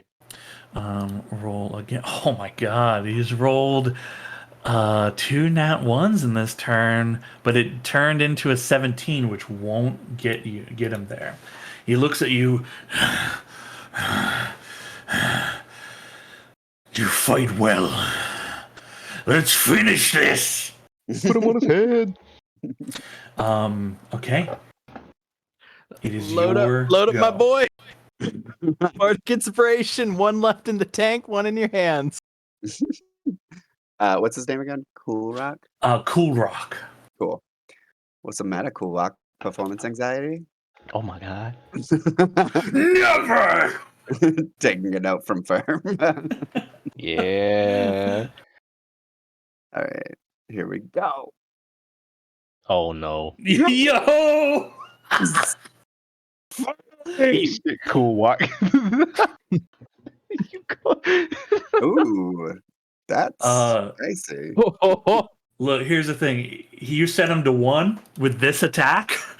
You end the fight right here. This one attack ends the fight, right? He Oh, no. How do you what do you do to bring him to his knees? Yeah, so I take my fingers, like basically my arms are against my sides right now, and my fingers are outstretched, and I go right underneath his ribs, and then I curl them in to cause even more pain, and then I drag him down to his knees, and I just yell, Submit. You see that your initial strike causes his mouth to open up. Very anime right now, where it's the and then the curl of the hands. There's a cry that escapes his lips. Even a little small gout of flame that he can't control. You hear the sound of his axe hitting the sand, and you are essentially like. He's falling to his knees. You're just kind of keeping him from like toppling over, right? One-handed, this huge hulking form, and he just like his eyes lolling, kind of rolling around, looks up at you, and you see his hand reach out and just tap your arm twice, it's signifying that he is done. Tight. I just saw your post, Max. I will release my grip. You see, he just collapses down onto his back, just like kind of chokingly breathing, but like he's alive. He's alive. You have just beat the shit out of him. Roll to the crowd. There is a silence.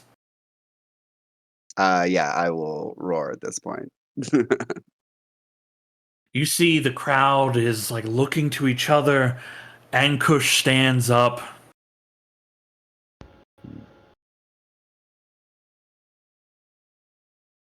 Looks down at you.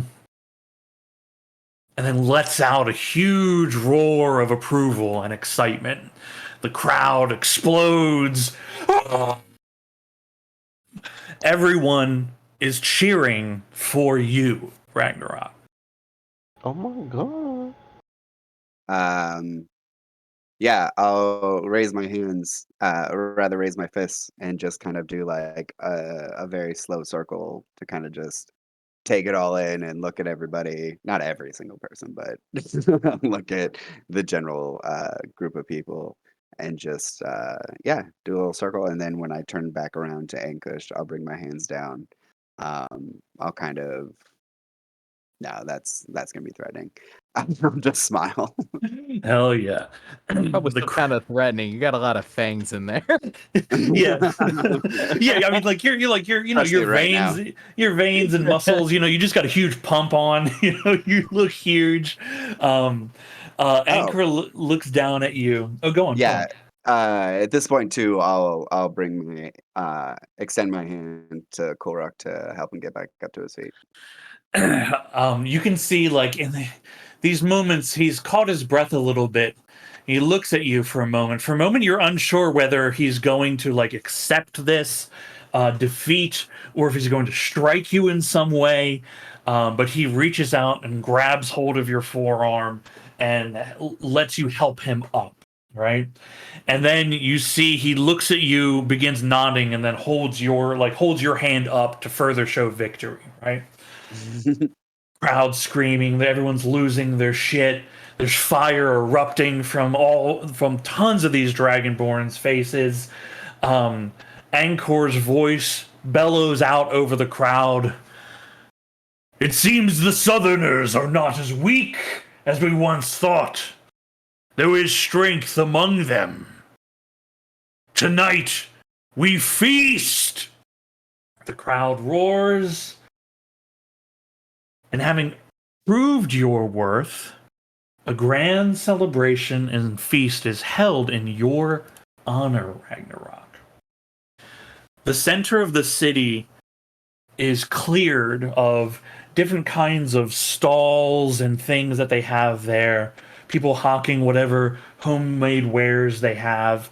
And you find that they just line up tons of these tables and begin putting out different kinds of meats and vegetables and breads, and it's a spread of very odd looking things, but everything tastes pretty good if you're into meat.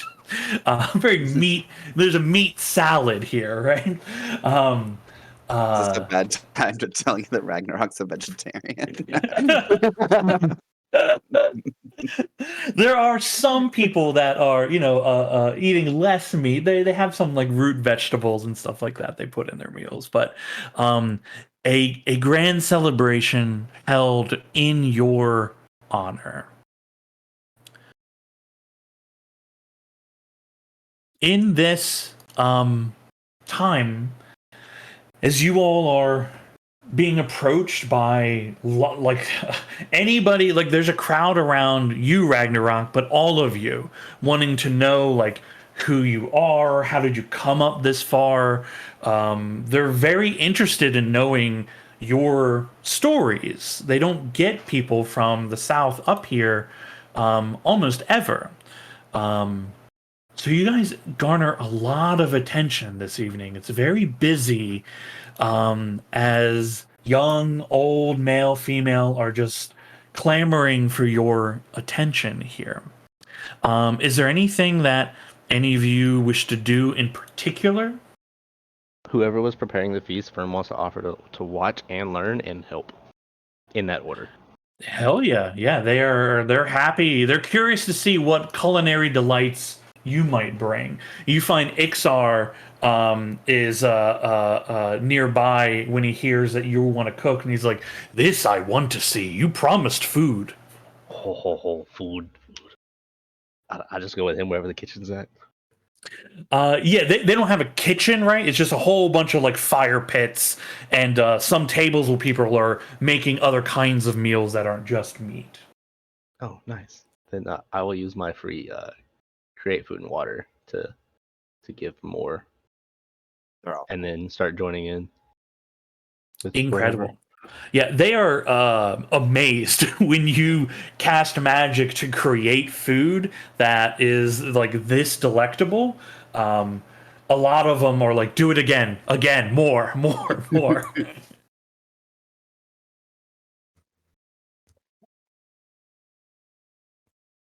I'm definitely climbing up on something high and doing a fucking rendition of the heart of the mountain versus the giant worm. Very cool. Very cool. Oh, Like Zala's eaten up being the center of attention like this. Answering all the questions. Given lots of like outlandish accounts of the shit that he's seen the 5th season do. Yeah. The tons of people, everyone, you're on the table, right? People are, if it's a dance tune you begin playing, I mean, these people, they do celebrate and dance as well. Oh no. A wonderful performance. It's okay. It's okay. Yeah, wonderful performance. It's a good violin. It's good. oh! I never do this. Can I make my roll for cooks to see? I want to make sure that it leaves like a staple here for them. If you would like to, you are welcome to. Can Ember Prime assist? Oh boy. I get a +1, but Yeah, I'll let you roll again with Ember's help. so then situational is +1 advantage. Yes. Yeah. You find a whole bunch of these, like there's several Dragonborn that are just like, we want you to stay here. they're like, hey, what would it take for you to stay here, right? You could be a part. One of them proposes to you marriage so you can join the tribe. I put an arm around Ember Prime, and I'm like, it's nothing I couldn't do, but I have to have the help from Ember Prime, and I've sort of put this off on Ember Prime because Prime doesn't know how to handle this. He doesn't know how to handle like telling people no, so he's just gonna be like, please, I can't stay. Maybe A once lot we of- save the world. So tell me about this trial of the shadow fire. What happened? This is all while she is cooking and or serving. Yeah. food. Just You see, Ixar speaks up and says, well, there's a few trials we have. There's a trial of coming of age. Every child must climb the mountain, find their way into its interior, and allow the spirit of the mountain to embrace them, to speak to them in some way or another. In doing so, if they survive the trials, then they earn their place in the tribe. What? Should they fail, they are exiled, but most that fail never return from the mountain. How long do the trials usually take? It takes as long as takes the child to succeed. But once they do and walk back down, they are recognized now. There are trials of strength. To face the spirit of the mountain truly, one must enter the heart. It is no easy task.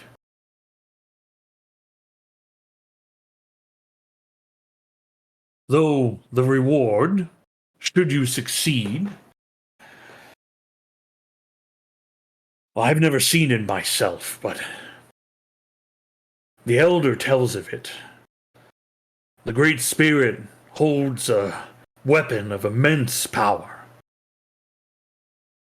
No one has yet to earn it.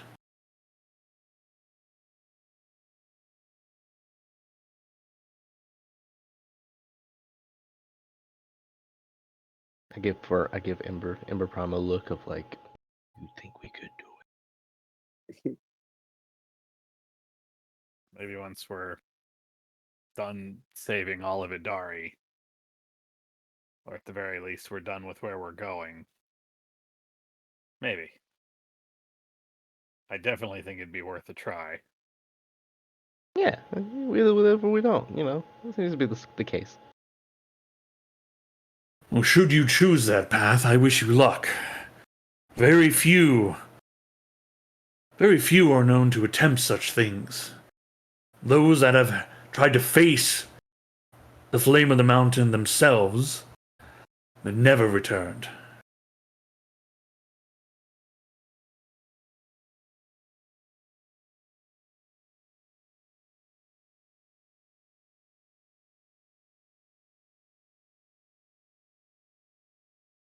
Something to think about later, Firm. Something to think about later. I'm gonna go see if that 9-foot dragonborn over there is needs some more to eat.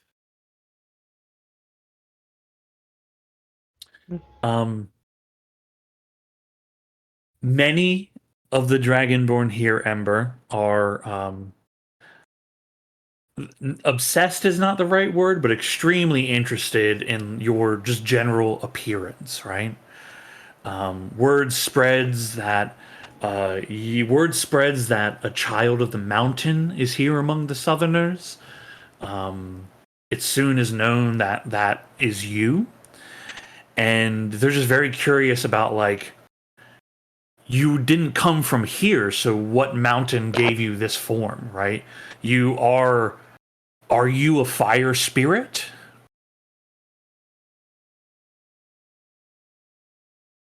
Kind of. I am touched by the mountain of Kirathun. I think that was the name of the mountain, in addition to the tower. They are unfamiliar with the name of that mountain. Ember Prime will be more than happy to go on at length about Maras and the mountains and the mine.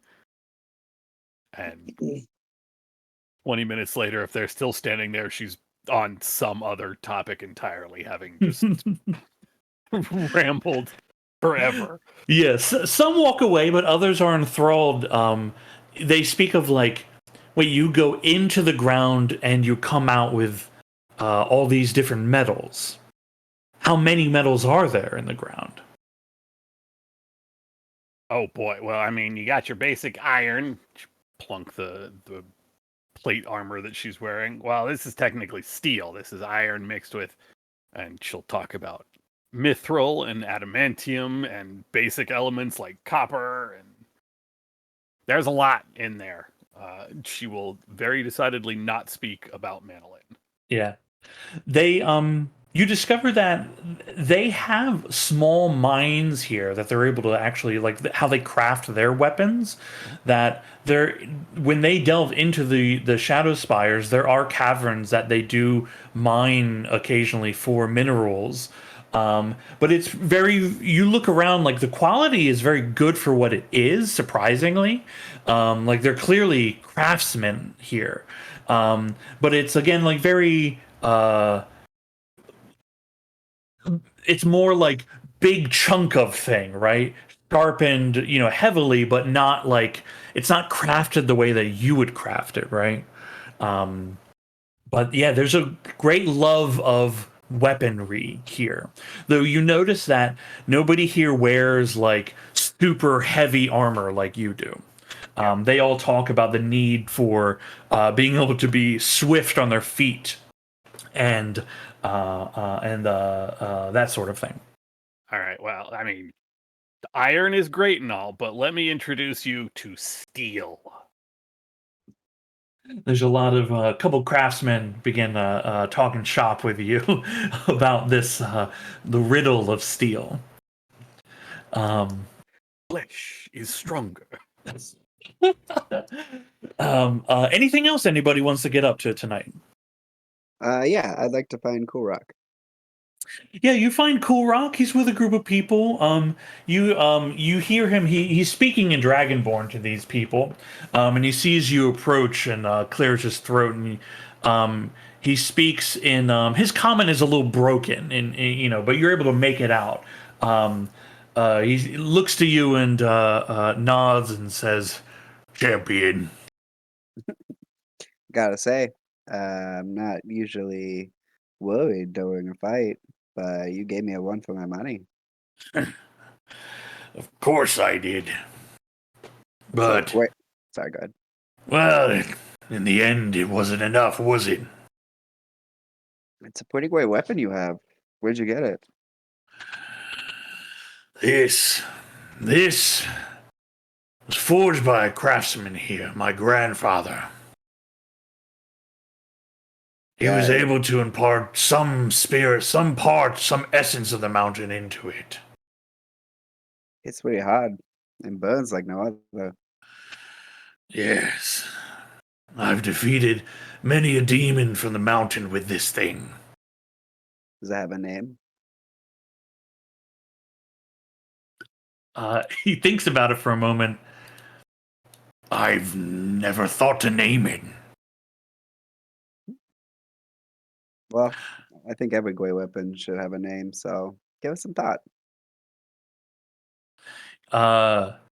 You see, he grabs it and looks at it for a moment, and then looks at you and says, I would be honored if you would choose a name.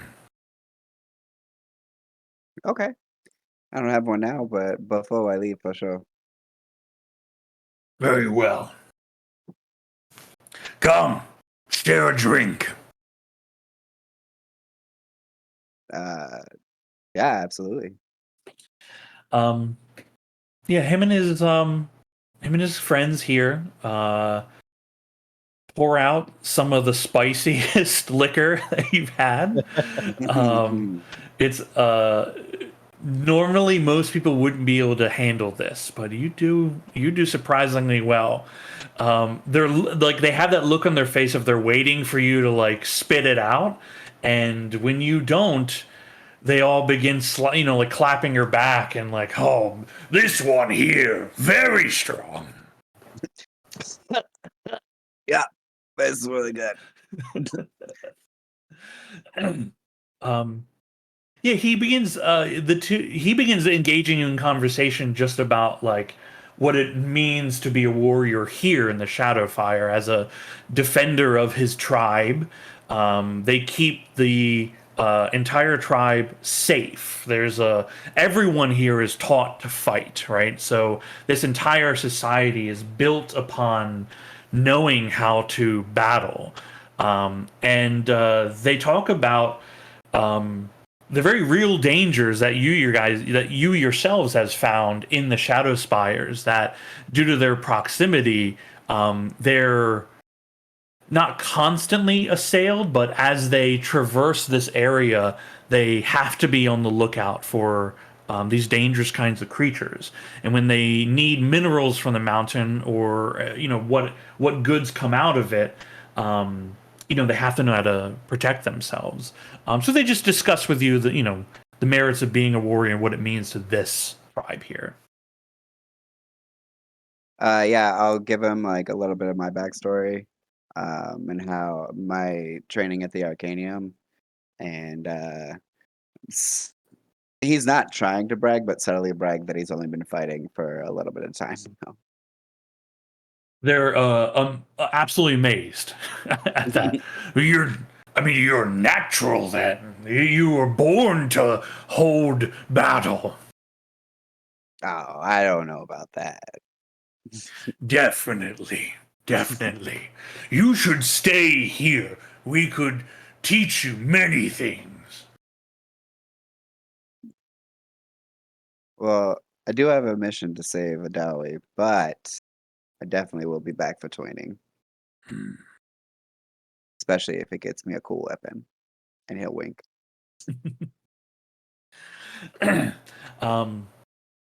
Excellent. Amazing. A feast is had. There is song and dance. Some things do catch fire as people spout flame a little too drunkenly, but they seem most like they just walk up and just kind of pat it out. The fire's not really a big problem for these people. The party goes on into. You guys arrived there very late. The party goes on until around, well, gosh, around 3 a.m. when you guys are normally waking up. And all of you begin to feel the lethargy of your travel and journey. And you find that accommodations are provided. A very comfortable, sated evening of sleep and rest is had. A late morning on the 9th of Flame Rule.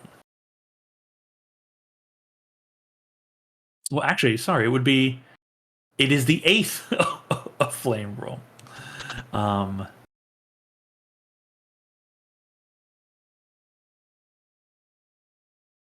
That puts you roughly around, yeah. A long rest is had. Morning comes. You find yourselves awakening in strange tents covered in strange furs. The morning is yours. As you step out, you are greeted by Ixis. Is it Ixis? Sorry. Ixar. Ixar. I'm like, that doesn't, I was like, it's almost right. You're greeted by Ixar. And they appear to be very hungover, but in a very good mood. They explain to you that you can stay here for as long as you wish, but you have earned their favor.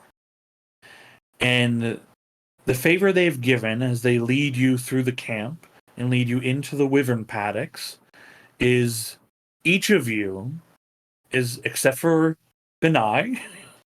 Poor Benai. I love that he's Benai still lives here. here He now. just partied the whole time. Each of you is provided one of these wyverns.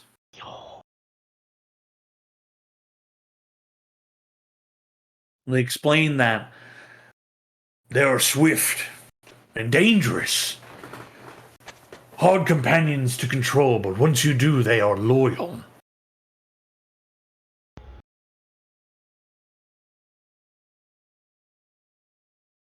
He begins showing you, as well as the other trainers here, some of the basic methods of how to commune with these animals and some of the control you would need on how to maneuver them.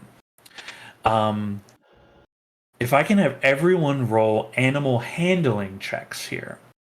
Can I get the advantage if I give him food? You can get a bonus, but not advantage.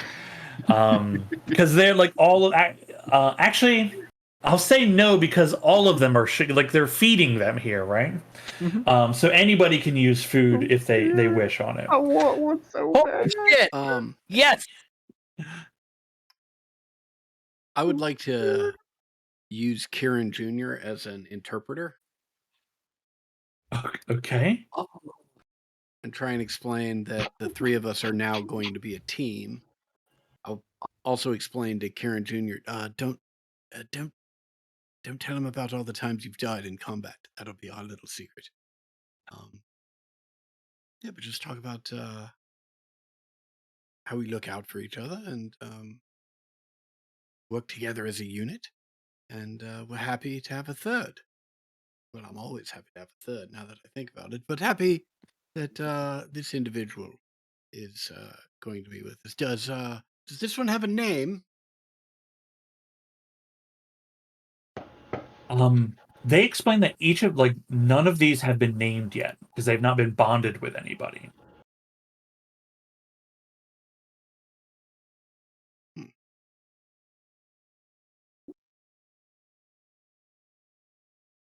But you are welcome to name them. Any of you, once you have bonded with the creature, are welcome to do so.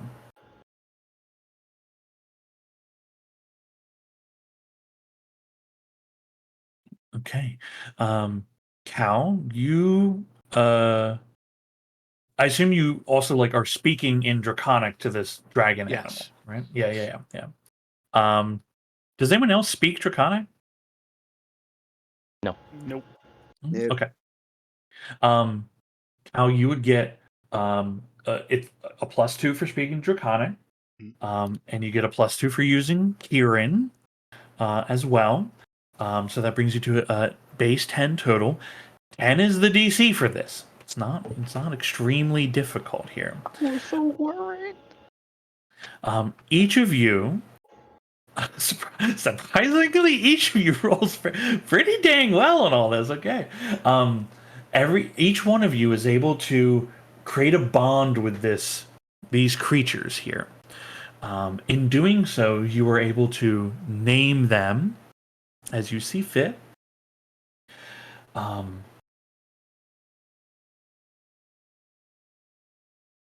And should you choose to, you can either stay longer here in Shadowfire, or you can attempt to begin your trek down south. Two things. We had a long rest, right? Everybody had a long rest, correct? And then also, I'll find Kurok and tell him, as promised, I think I came up with a name for your weapon, but if it's not good enough, you're free to use to come up with your own name. He looks expectantly. It burns so much, and it comes from the mountain. Maybe Breath of the Mountain. I know it's a little soft, but it's the first thing that came to me. A fine name. Breath of the Mountain.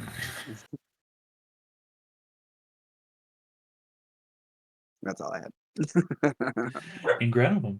He extends his clawed mitt for a hand to kind of give you a good warrior's handshake. Yeah, the forearm grab. Yeah. You know, For the sure. classic. Yeah. Shakes that a bit and pulls you and says, Next time, I'll get you. I'll be waiting. Smiles, chuckles a bit at that. Um, and if you all choose to begin to leave, a little crowd will form to see the 5th season off of their short but eventful detour into Shadowfire.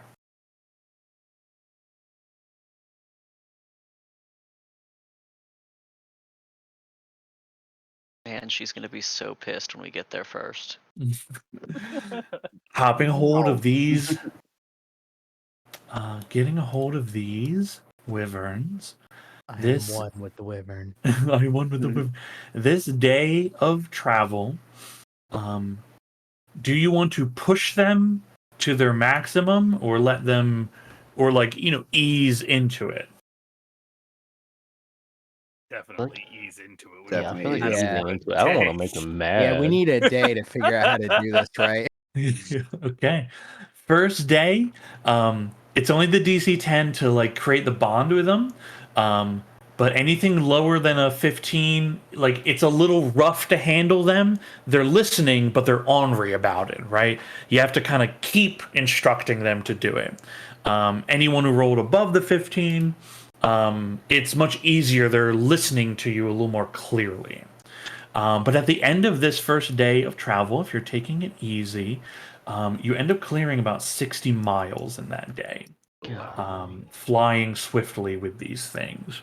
Knowing that should you want to push them, you could push even farther. Would you find where do you end up camping? Because now you're entering into like a section of the land where you're not in a valley, but like you're starting to get the mountains are rising on both sides of you, and then the land below, there's barely any tree life here. It's mostly small scrubs. The very ground itself is mostly just like loose rock and shale. Occasionally, you see little rivulets or bubbles of volcanic activity. Lots of smoke coming out of the ground still in this area. It looks like it'll continue that way for a little bit. But since you're flying, you're not necessarily affected by it. When it comes to camp, it might be a different story. Oh, I haven't touched any of my spells. I feel like it would be smart I mean- to leave them. Your spell of protection is climate controlled, so we at least have that. I mean, for us, Yeah, we'd have to figure out how we'd want to keep. I mean, we could just have whoever's keeping watch be outside for their 2 hours with the beasts. uh, do I, even if I don't ritually cast it, do I have to be in the sphere? Yep. You have to be in the sphere. Yeah, you're the only one that has to. Yep. But we have enough people here that we can do 2-hour shifts without you leaving the sphere. Damn. Oh, okay. I was gonna cast a second one, but never mind. Oh, I did want to ask. I mean, yeah, that works. I think that works if everybody else is okay with it.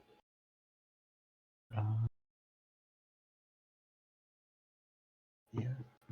I did want to ask if Sean, you would let me, would if Firm could do like a prayer ritual to Farlangan and then put his hand on the wyvern's forehead and put like an arcane mark, but not like a burn mark, an arcane mark of Farlangan symbol on the wyvern.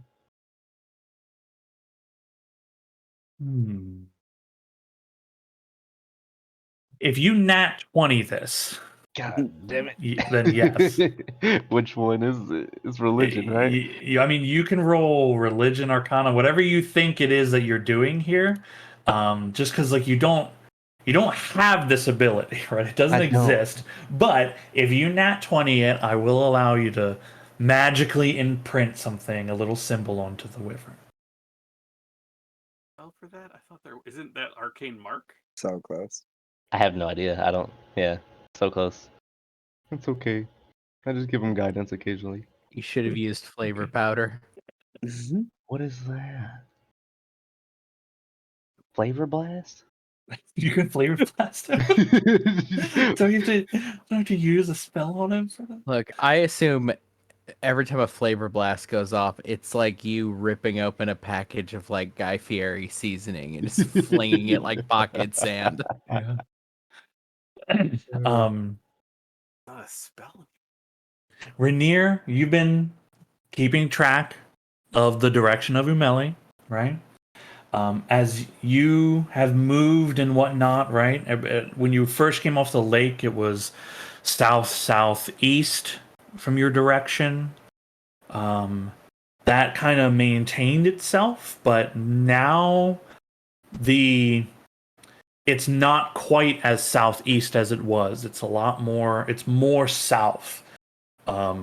It's still a little bit southeast, but you get the sensation of if that's the direction, then you are approaching to be like over top of wherever she is in the south, right? Whatever that means, but the distances are getting close in terms of it feels that way, right? It feels like you are approaching her coming up.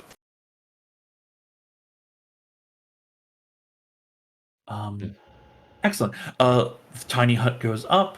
You all take different watches, making sure the wyverns are okay. The wyverns, surprisingly, totally fine in this kind of noxious environment.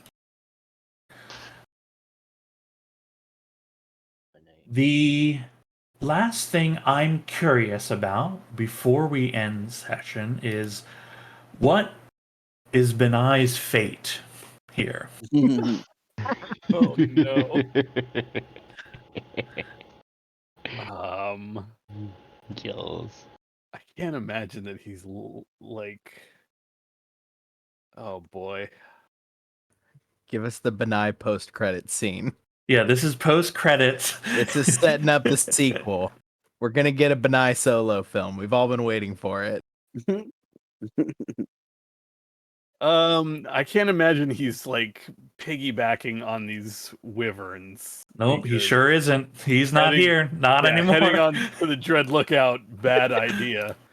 I feel like there is a time where post-credit scenes is just Benai in the town of Shadowfire for a little while, just utterly irritating to these Dragonborn to the point where he is carried and sort of dropped off at the border between like the Shadowfire area and the northern aspect of the Crooked Hills, and just he's going to end up having to make his way down to Karakara.